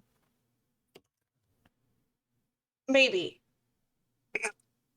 I'm Pretty going sure. to- Can we get away with distance? No. if it was in the base, it must have followed her. It was in the base. I've heard it. I've felt it. I physically have seen it. My mother from the future being Mom, and I know that Mom is here and she's a teenager, so there's something not right. I think the whole city may be under attack. Well, I haven't had any weird visions. I'm going to scan all known frequencies. Not that I know I'll pick anything up. Because who knows yeah. with psychic things. Yeah, I would say that. Who knows? Unless you would like to unleash your powers to extend your senses Yeah, beyond their this normal. seems fun. Okay. Let's do that. Uh-oh. We're in danger. Don't worry, I'm great at this. 8 plus 3 is 11. We're not in danger. Oh wow. So yes, I wouldn't say that. I wouldn't go that far. you cycle through kind of your normal protocols when detecting unusual energy sources and radiations and energy fields, and you detect nothing, and then you hypothesize based on your admittedly limited understanding of how psionic powers work. You hypothesize that there must be some sort of energy field, and so you do a quick scan of Paradigm's cerebellum and detect some unusual activity, and are able to extrapolate from that the frequency and type of energy that might be capable of causing it. And yes, you detect an ambient field. It is localized. You refine your sensors to the extent that you can almost see a figure standing right up next to you guys. It is slightly taller than the average human. It is looming over you all. While all of this is going on, Paradigm's just going to walk over to Spectre and hug her as tight as she can to kind of get like that solid foundation that she needs, and she's literally just going to say, I need your thoughts. Just talk in your head. Give me a solid focus. Basically telling her, I'm going to listen to your brain, so help. Can you not fight it psychically at all, whatever this influence is? Or maybe if I use your powers, I can help fight off whatever is trying to do a psychic attack, psychic versus psychic. Is Tilly going to tell us that she sees the looming character? I presume at this point I'll be like, it's there. It's a lot of stuff happening at once. So yeah. So you see, Tilly, there is, and this is all happening in less than a second. But as you process and write algorithms on the fly to help you get a better analysis of whatever this energy field is, or creature or being, as you now suspect, you can see that there are fine tendrils of energy that are working their way very much more strongly from Paradigm and Resonance, but from all of your teammates that are like just fine tendrils of energy that are feeding into this creature as it looms over hungrily. You can't really detect a face so much, but there is very much a sense of menace. I will say that you observe as Paradigm just rushes over and gives Spectre a hug. There's a flicker as that line of energy starts to kind of like become very tenuous. Like it goes from being a very powerful kind of cord down to just like a little fine thread. And then you can see the creature reach out a hand towards Paradigm, and that tendril begins to reinforce itself. Quick, the power of friendship will save us. What? Like what? That's literally what Tilly says. The power of friendship? There's an energy monster. It's connected to all of us. It's trying to increase its power and Paradigm. But the hug helped. Group hug. Yeah, it's terrible. Tilly, Okay. I would like you to roll to take a powerful blow, please. As the creature whips itself toward you and reaches out both hands, almost touching you. And you feel some field. Yes. I got a 7. Ha ha! So, you either lash out verbally, provoking a teammate to foolhardy action, or take advantage of your influence to inflict a condition. You give ground, giving your opposition an opportunity, or you struggle past the pain and mark 2 conditions. I will struggle past the pain. All right. Which 2 conditions would you like to mark? Let's go with afraid, because this is a weird thing. And angry. All right. So you want to flee, you want to fight, but you activate some of your executive protocols to hold you in place. But you can see that what was a fine tendril connecting you to this creature is now a thick trunk. Like actually thicker than the ones connecting it to anyone else. And it just, it's like it's smelling you. It's like it's inhaling this. And it goes from being threatening to being like a greedy, kind of like hungry motion as it's almost like it's pulling on this thread and shoving it in its face, enjoying the smell, being nourished by it. Gross. Yeah, in a minute. I must say that you all observe Tilly reporting and then like reacting a little bit. The eyes flash as the executive protocols take effect. What happens?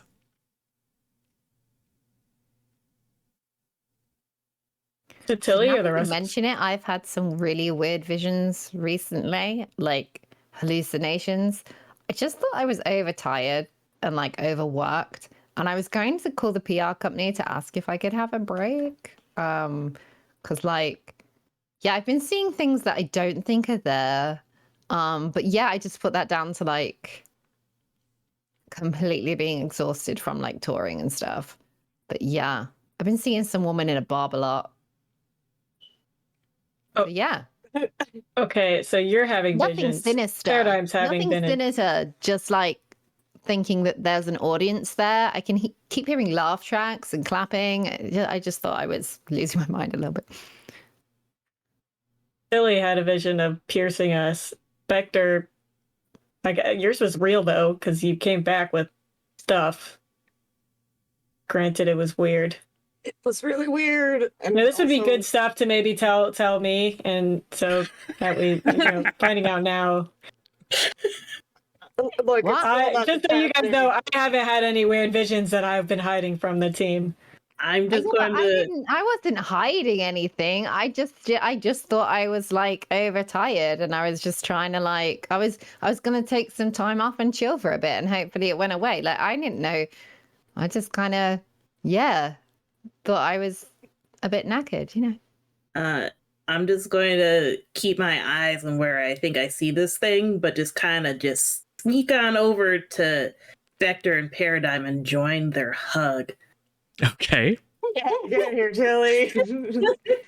Friendship. You're doing great. Because Good job. I don't actually know how to deal with psychic monsters generated from brain energy. It's now floating over the trio of you, just doing this. You Okay, can I'm gonna- feel the flow of energy off yourself. It's eating energy. Okay, I'm gonna try to use Paradigm's powers. Unleash your powers. Is that unleash or defend? Yeah, I guess unleash probably. Yeah, I think it's unleash. 8. All right.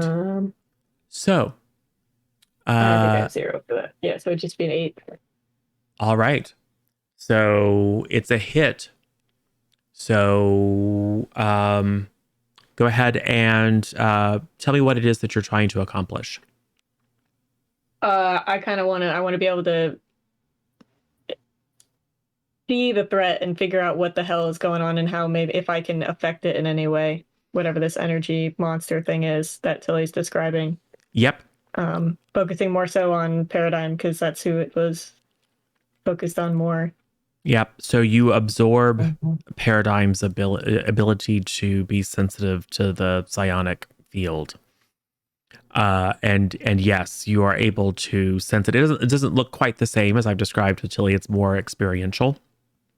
And in fact, it to you, it looks like impact. What condition would you like to mark?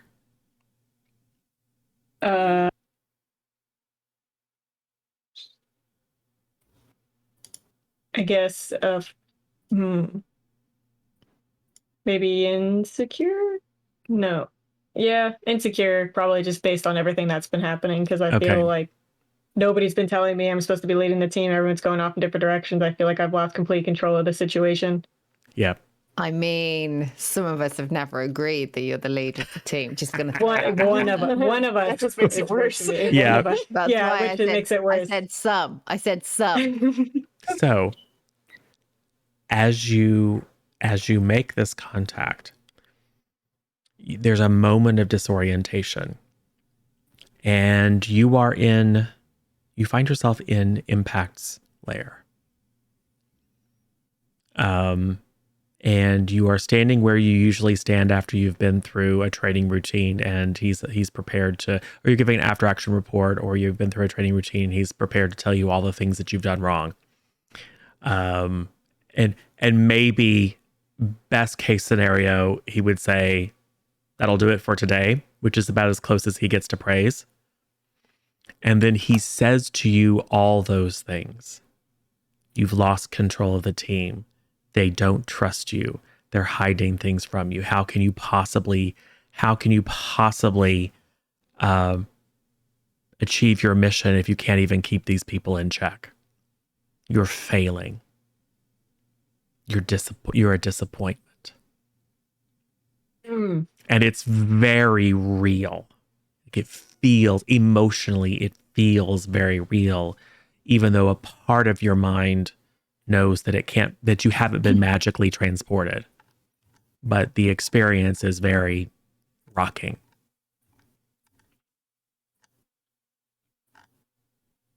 What do you guys do? I would say you hear Impasse going on this whole thing, and then you see Impasse kind of lose focus for a second and a look of pain on her face. I say, had a vision, did you? I think Spectre's gonna pull from the group hug and go to Impasse and be like, "Hey, like, are you okay? What's happening?" I tried to attack it, and it brought me to Impact's our place, and he basically told me I'm failing as a team leader. It felt really real, and I'm kind of a little disoriented. Yeah, I think they've all been feeling real for all of us. I would like to comfort Impasse. Okay. How do you comfort Impasse? I say, look, these things happen. It's not real. Clearly, whatever it is, that thing that you saw and that Tilly saw is making us feel things that aren't there, making us see things that aren't there. Like, you know that Impact doesn't feel that way about you. You know that's not true. Like, you haven't lost control. You can't control other people. Like, that's just not how it is. Like, you just, even if you are like the best leader in the world, you can't stop people from making their own choices. That's just not how it works. No, but you can lead them. Yeah, but and leading someone doesn't mean that they'll make the same choices that you want them to make all the time. Like, we're all trying to find our own way, and we have to make choices that we think are the right ones at the time. Like, me not telling you about my vision had nothing to do with me not trusting you or not believing anything or not any of that. It's just that I just thought I was overtired. If I was violent or any of those things, I would have told you, because if I thought that it would have affected you, I would have told you. But I thought it was just affecting me. I just thought I was, exhausted. And so I just thought I could deal with it by, like, maybe going to a spa or something, I don't know. But I just thought, it's not you, just, it's all good. I just feel like we haven't been much of a team lately. Everyone's always everywhere, and Paradigm ran off, Spectre ran off and did her own mission thing. I mean, obviously you have your own prior commitments, and you obviously don't even see me as a leader, so. Yeah, but that's a whole different thing. That's got nothing to do with like you being able to lead. It's not that I don't think you're able. I don't not believe in your ability. I just think it's a different situation of how I feel about that. It's not that I don't think you're able. It's just, it's my own stuff. It's nothing as a reflection on you.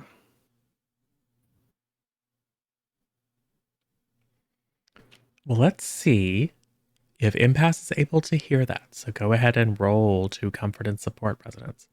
We'll see. And we do have a major boon. Yeah. Okay. What is Cupid? Basic miss. Cupid, you add mundane. Yep. Oh, I'm not mundane. No. I can tell you that. I'm not mundane at all, am I? Because nope, I'm -1. So that was a fail. Ooh, well, mark potential. Oh yay! I got 5 out of 5 for my potential. Yep. Or you could use the major boon to reroll. Your choice. Hmm. Well, It makes sense narratively. yeah. It failed because Yeah. you know, saying like you don't see me as the leader still, so it probably bounces off me like, okay, yeah, sure. Yeah. I think you're right. I think narratively, no, you're the leader. I trust you. I'll do what you say. I never said they were a leader. I never said those words, and I carefully chose my words, and I would not have said that. But that's exactly the point. Yeah. Yeah, but what I'm trying to say is Lala is not emotionally manipulative. She's honest. And so I would have never have said you were the leader in an emotionally manipulative way like that, and then been like, well, no, yeah, okay, I don't believe you're the leader, but I'm going to say that to comfort you. And that's not what I would do. No way. It just might be a situation where Lala is not the best equipped to be the comforting person that Impasse needs. Because Yep. So 2 of you can now see. Somebody else can still try and It's comfort true. it. It doesn't stop anybody else attempting it. Yeah. It's just I did what my character For sure. thought was best in that situation. For sure. So this creature is, and as that exchange happens and there's back and forth, etc., it appears to just lean in even more, and it seems like it's getting a little larger. Like it's directly feeding off of the strife. I'm going to assess the situation. Yep. Sounds like a good idea. It doesn't seem like I can punch it, so this is very much a problem for me personally. Apparently I'm super good at assessing situations, as I got a 12.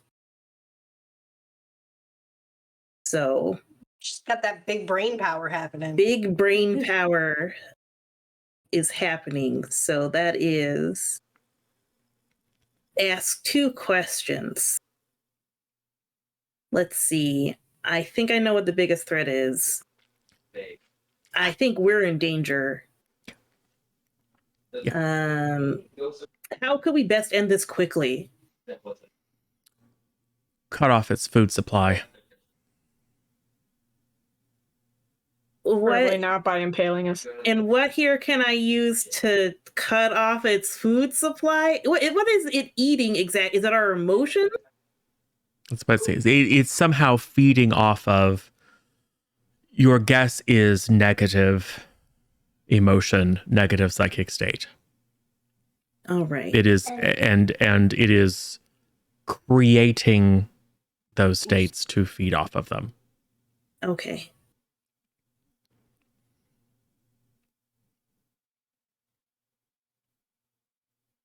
Is Paradigm still able to sense it? Oh yeah.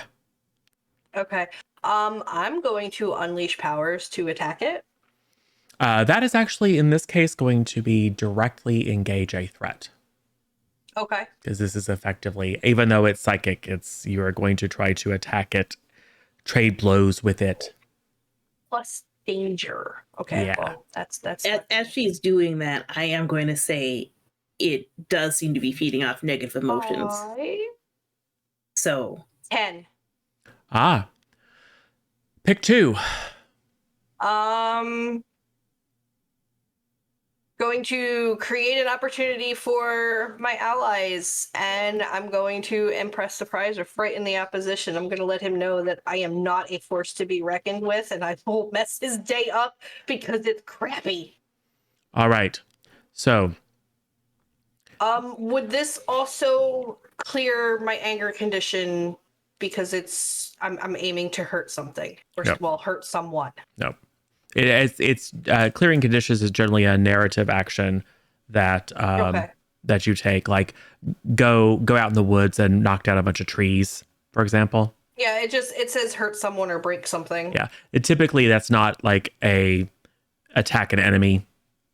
Okay. It's meant to be do something destructive that isn't necessarily in your best interest. So you just see Paradigm turn and look in this same direction. You can see, because you're now tuned to that frequency, you can see just a wave of vibration around Paradigm's head that then forms itself into a spike that then attacks this creature. Go ahead, Paradigm, and give me roll to take a powerful blow, since you did not choose to avoid or resist their blows.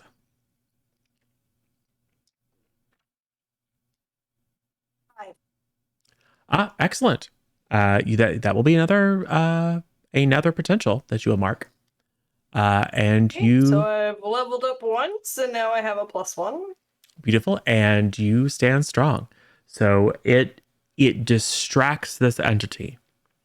It still is connected to everybody, more strongly to those that have more conditions. But all of its attention is focused now on resisting the power of Paradigm's psionic onslaught. Tilly, I'm going to say that creates an opportunity for you, unless someone has a better idea. Since, or potentially impasse, since all three of you can see this. But you have just assessed the situation. You understand that cutting it off from its energy source is the way to end this quickly. Okay. I mean, I guess I'll directly engage the threat by trying to calm down and think happy thoughts about kittens and stuff. I don't know how to best express I'm not punching it. Yeah. A defensive move. I would say, because you understand the frequency upon which this is operating, you could stretch yourself to see if you could use your hard light to create effectively a barrier.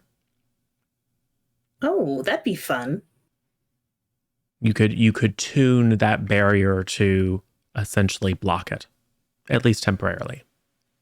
Yeah, let me try that. So I'm going to say that's a defend move. Okay. And we still do have a major boon from Sin. In doing this attack, it's going to open up the new player book for my level up there, and I'm going to do suck it domation. There you go. Which means now instead of danger, I roll savior. Okay, cool. Because you're attacking to save. Yep. Okay. So I rolled an 11, so minus my savior is 10, but I think there's probably like a +1 from the assess. Yep. And yeah, so basically a 10 plus on the defend. So go ahead and I'm going to say you defend someone or something. You're creating a barrier around you guys, and you're all in one spot. So I'll say it's defending the team. It is a full success, so you do not expose yourself to danger. And giving that one a negative. And let's see. You can choose one. You want to add a team to pool, take influence over someone you protect, or clear a condition. I'm going to add a team to the pool, I think. Because I want to give everyone a chance to do more good things. And surely will remember to use the team from the Right. pool. Well, I'm treating this kind of like this isn't like you geared up to go into battle. This was more like a sneak attack. Yeah. So, but yes, that means that you currently have 2 team in your pool because you always start each encounter with 1. And if this were going to turn into a protracted battle, about now is the time that we would say, okay, great, ask the question to determine how much team is in the battle. However, the instant that you create this barrier around all of you, well, one, your ability to see it fades very quickly. And really all that you notice is that through this shimmering, semi-translucent hard light, you can see it recoil and wither, and then kind of like a purplish smoke just go very quickly sliding along the ground. Think Dementor.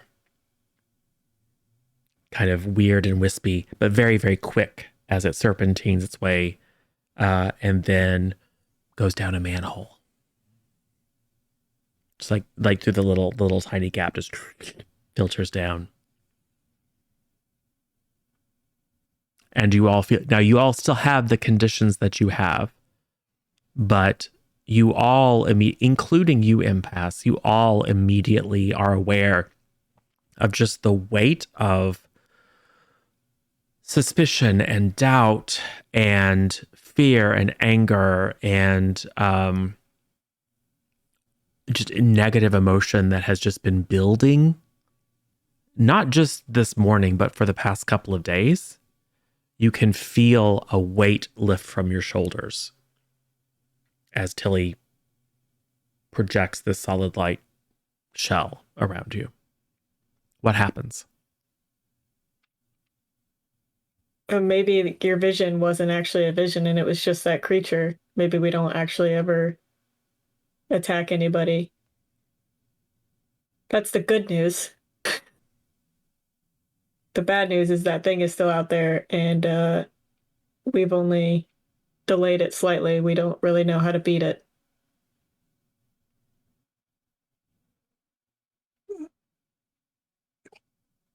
Is everyone okay?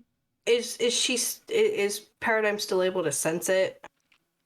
Uh, Like would she be able to suss it out?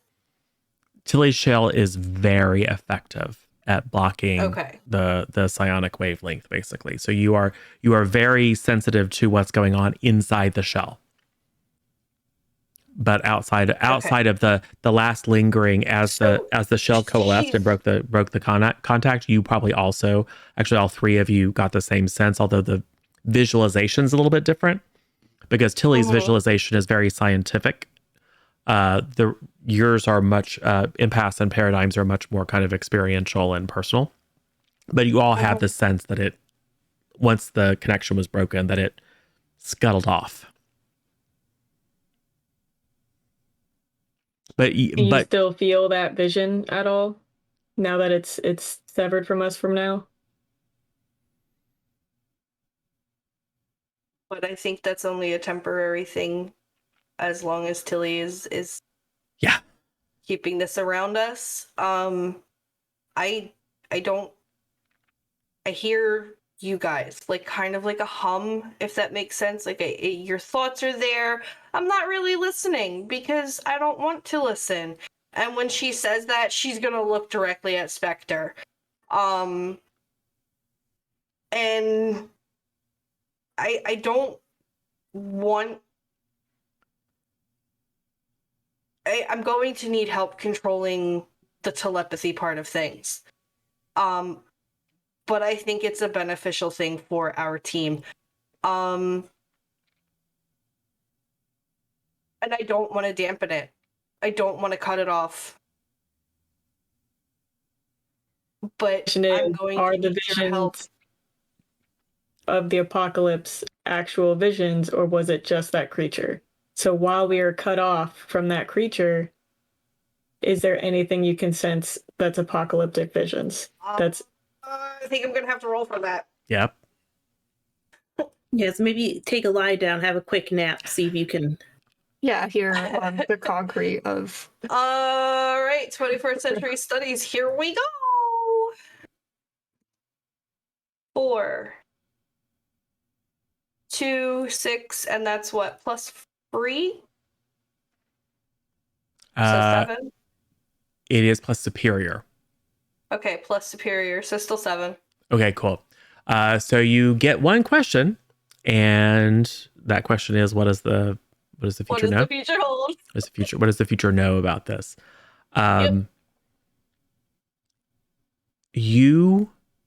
It is similar to what you saw previously, but there are some important differences.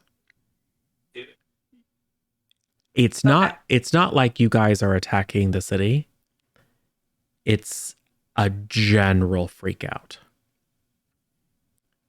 Like you see Tilder blasting anyone who runs near them.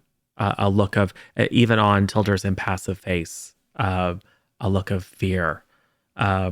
It's basically everyone is like civilians, supers, everyone is fighting for their lives against each other. As this is being relayed to me via him, I'm going to explain it all to you guys. It's so that we don't have to double up on things that are going on. She's going to be very calm and collected while she's inside that dome because it's literally blocking out everything around her. Yep. Which is good for her because it's the moment of clarity that she really, really needs. Especially after all of the stuff that happened and everything. Yeah, you see it. You see a scene of general panic. Okay. With and you can see people like attacking each other, but there's like no aggressor. There's no one who's like going out. It's like everyone is acting in self-defense because everyone is viewing everyone and everything else as a threat. Scarecrow situation. So perhaps so the creature has or will infect everybody individually with their fears. Maybe Once they it will gets target this first. strong enough. Building strength now. Yes. And so perhaps, well, I'm sure with what I just did to it, it's weakened it at least a little bit. It's weakened it. But it's not going to take much.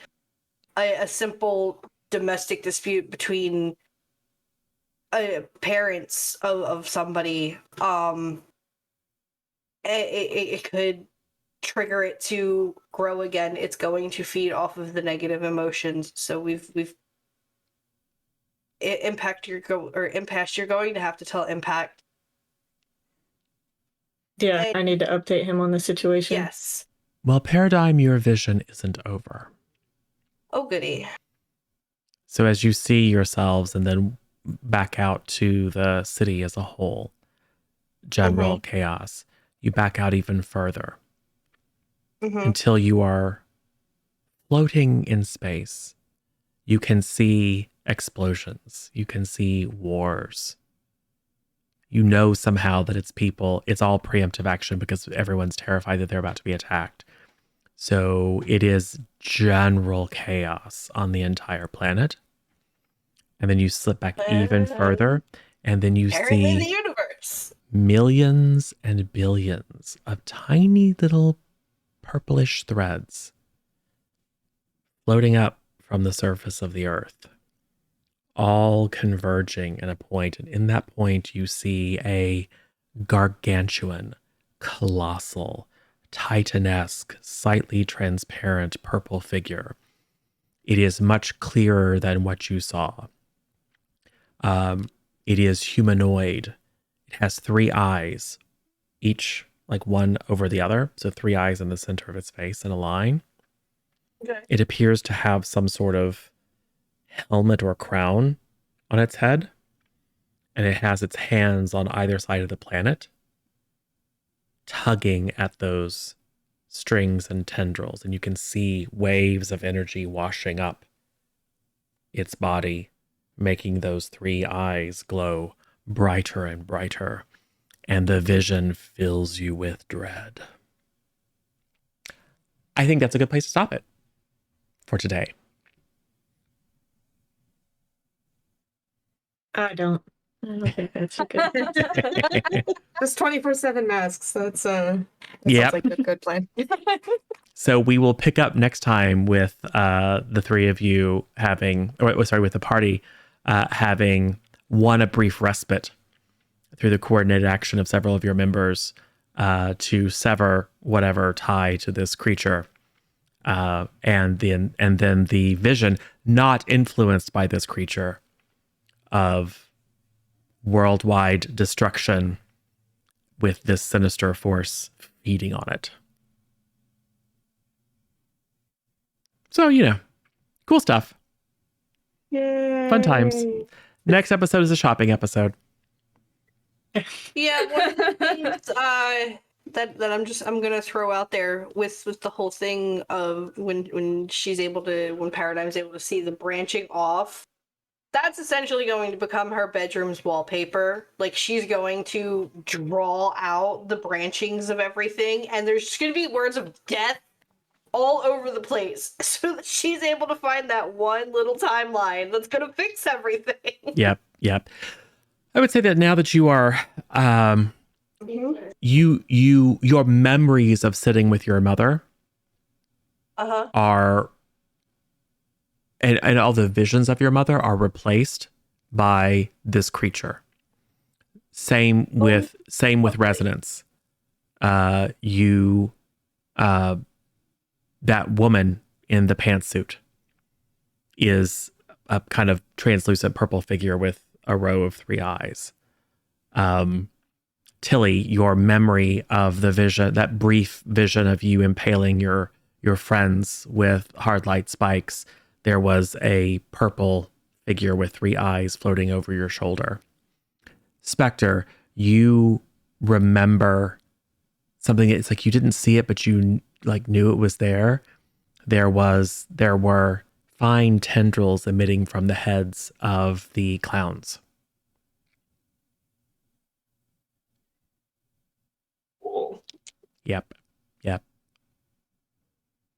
This dude's in deep with us. Fantastic. Yep. Yay. Yep. And it's all fine. The other thing that she's going to bring up is the possibility of Tilly being able to use or figure out a way to make that hard light shield around the base. Thinking we could try integrating such a shield technology with the idea of those collars, because we don't, at this point, I don't think we need to stop people's powers, but we need to stop that guy's powers. Yeah, but if he did have influence over that many people, the biggest threat would be superheroes leveling people. Yeah. And he's They could take out entire cities. The ability to enter through our minds through the base. So if we have this dome-like shield around the base that could potentially stop him, that would give us a safe place, and that would give, Paradigm a chance to recover from being mentally mauled by every human on the planet. Yep. It's true. It's going to be tricky with that telepathy. But you have Bad time for Impasse to find out something. Yep. So you have some threads you can pull when we get together same time, same channel next week to pick up with the second part of issue number 2 of Teen Justice Academy. So this one's so much fun. This one's a little bit darker. But you guys went through a perfectly lovely, bright and sunny puppies and alien invasion last time, so I thought I would crank it up a notch. Cool. So I definitely encourage you all to think and chat and strategize about what your plan of action is going to be next time. Now that you understand more about the threat and the nature of the threat. Me and Tuff have been discussing some kind of like off-scene sort of deals. One of which I'll probably touch base with her and then pull you in, Michael, to fill you in on what we're thinking. Which will hopefully be a monkey wrench in the gears that is your brain. You never know. You never know. It's fine. Could be a really short. It could be a short series. Could be like, yeah, you guys win in 5 minutes. It won't happen, but that's fine. You can certainly aim for that. You can give it a try. But yes, we're too dramatic for things to be done in 5 minutes. Yes. Think about your plans and think about the scenes that you want to have. And I will think about what the world-ending threat would like to do next. Mhm. Yay! Cool. You guys are entering the big leagues. You've proven that you can foil an alien invasion. This is one step up. I want to go back to the Little League, please. Right. Awesome. Cool. Well, let's do what we always do and sign off with letting people know who you are and where they can find you next. This time we'll start with Tuff and work our way around this way. We're gonna do the end of session stuff next time. Oh, that's actually a good yeah. call. Let's do that now. I sort of remember how to play this game, but not entirely. Glad you do, because I don't. All right. So, yes. So as part of your before you tell people who you are and where they can find you, let's answer those questions. Starting with Tuff. Did you grow closer to the team, grow into your own image of yourself, or grow away from the team? I think at the end there, she feels closer to the team, especially with Paradigm, kind of giving them the bridge for reconciliation after what happened earlier. All right. So yeah. do you give influence to Paradigm, yeah. and you can choose to clear a condition or mark potential? I don't have a condition, so I'll mark potential. Excellent. And Paradigm, make sure that you note that you have influence over Spectre now. Okay, Tuff, Finally. where can people find you? You can find me at the 98 Upload channel. It's spelled right there. That is how dudes do it. And I stream typically on Tuesdays and Thursdays, but I'm not going to be streaming on Thursdays because we're doing more stuff with the Avatar. And you can also find me on Twitter at 98 Toughlove. Sometimes I tweet. I usually don't because I forget, but I try. Go, Misha. All right. So, did you grow closer to the team, or sorry, did Tilly grow closer to the team, grow into their own image of themselves, or grow away from the team? I think Tilly grew closer to the team. I felt more involved, especially with Impasse coming over and saying, all right, let's do some problem solving. Yes. And all that kind of stuff. So I think that means I give influence to Impasse, but since Impasse already has influence, that means Impasse gets to shift my labels. Yes. Oh. So you can just go over there and put one up and put one down as far as what you want me to be doing. Yeah, and based on how you see Tilly.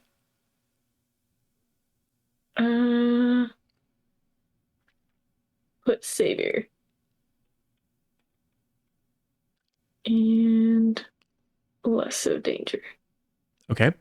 All right. And I will clear the afraid condition. Perfect. Even though angry is so much easier to get rid of or here. That's fine. I'll stay angry. Yeah. Awesome.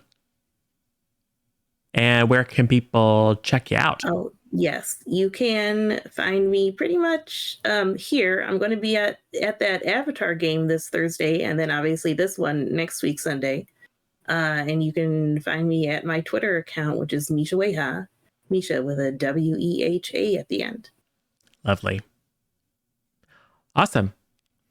So, Resonance, did you grow closer to the team? Did you grow more into your view of yourself, or did you grow further away from the team? this episode? I feel none, but I will go for into the image of myself because I don't feel like I grew closer or further away than the other one to the team. So Cool. And even in your conversation with Impasse, that kind of like being true to yourself. Even though saying the facile thing that might be more effective, but it wouldn't be true to who you are. I think that makes perfect sense narratively. So shift based on that.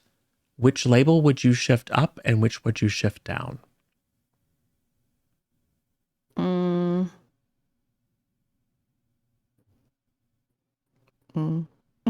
don't know. I'll have a think. Don't worry about that. I'll have a think about that. Alrighty. Offline. And where can people find Rachie? You can find me here at RachieH, twitch.tv/RachieH, and all my socials are on there. I need to be more active on them. And yeah, I'm doing more stream raiders at the moment and getting stuff ready. So I will be back. Just don't know when yet. Awesome. And that's it, really. Cool. Paradigm.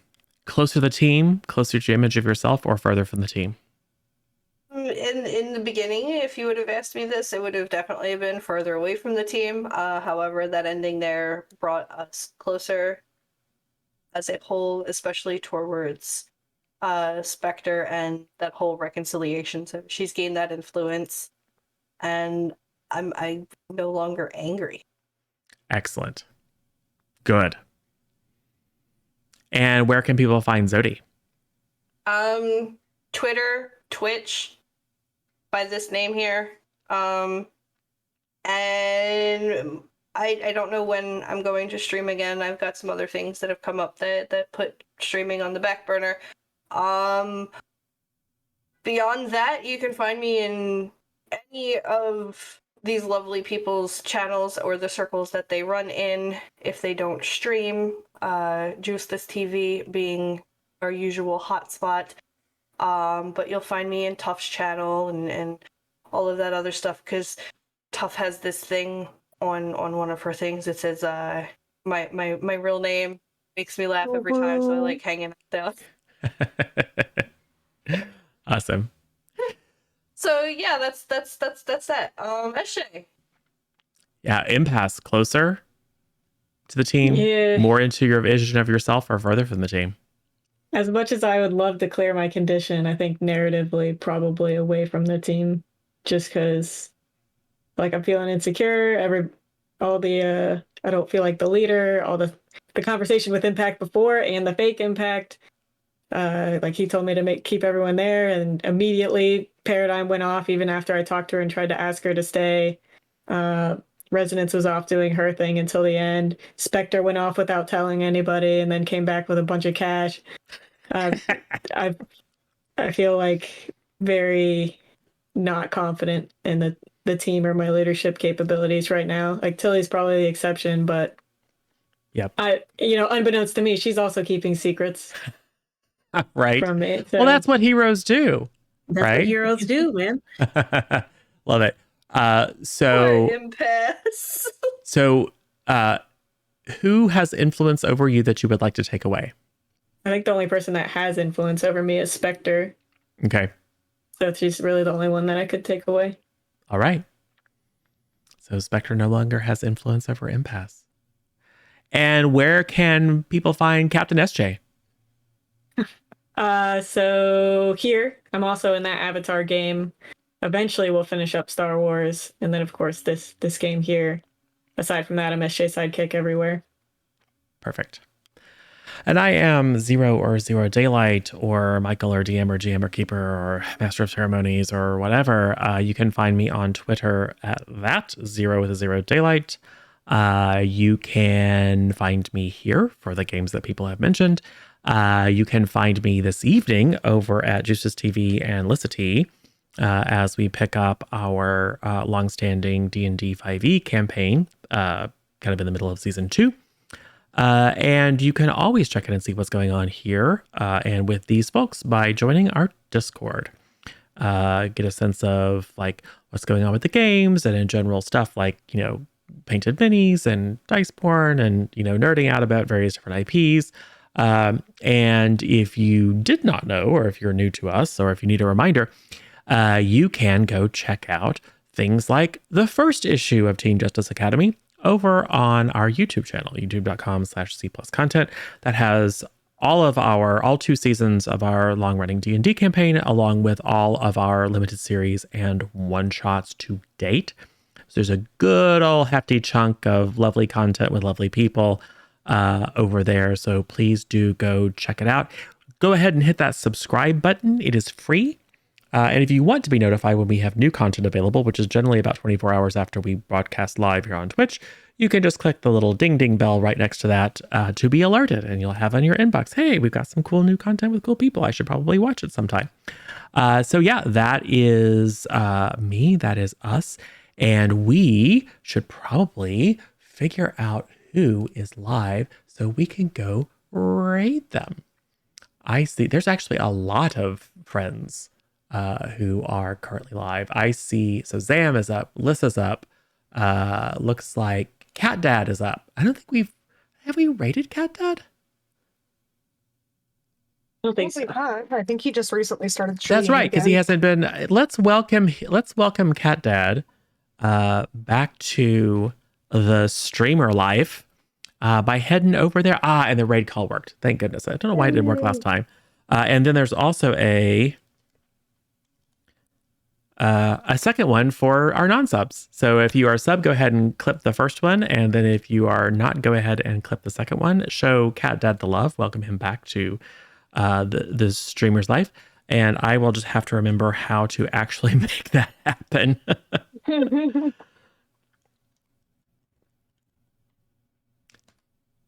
Is it? Yep. It looks like it's working. Cool. Awesome. Well, thanks everyone for joining us on a Sunday. Come back and check us out this evening for D&D. And then check us out a couple of times next week as we dive into some new stories and continue with this one. And thanks guys for playing. Great to see you all again. Good to see these characters. So much fun. Bye everybody. Bye.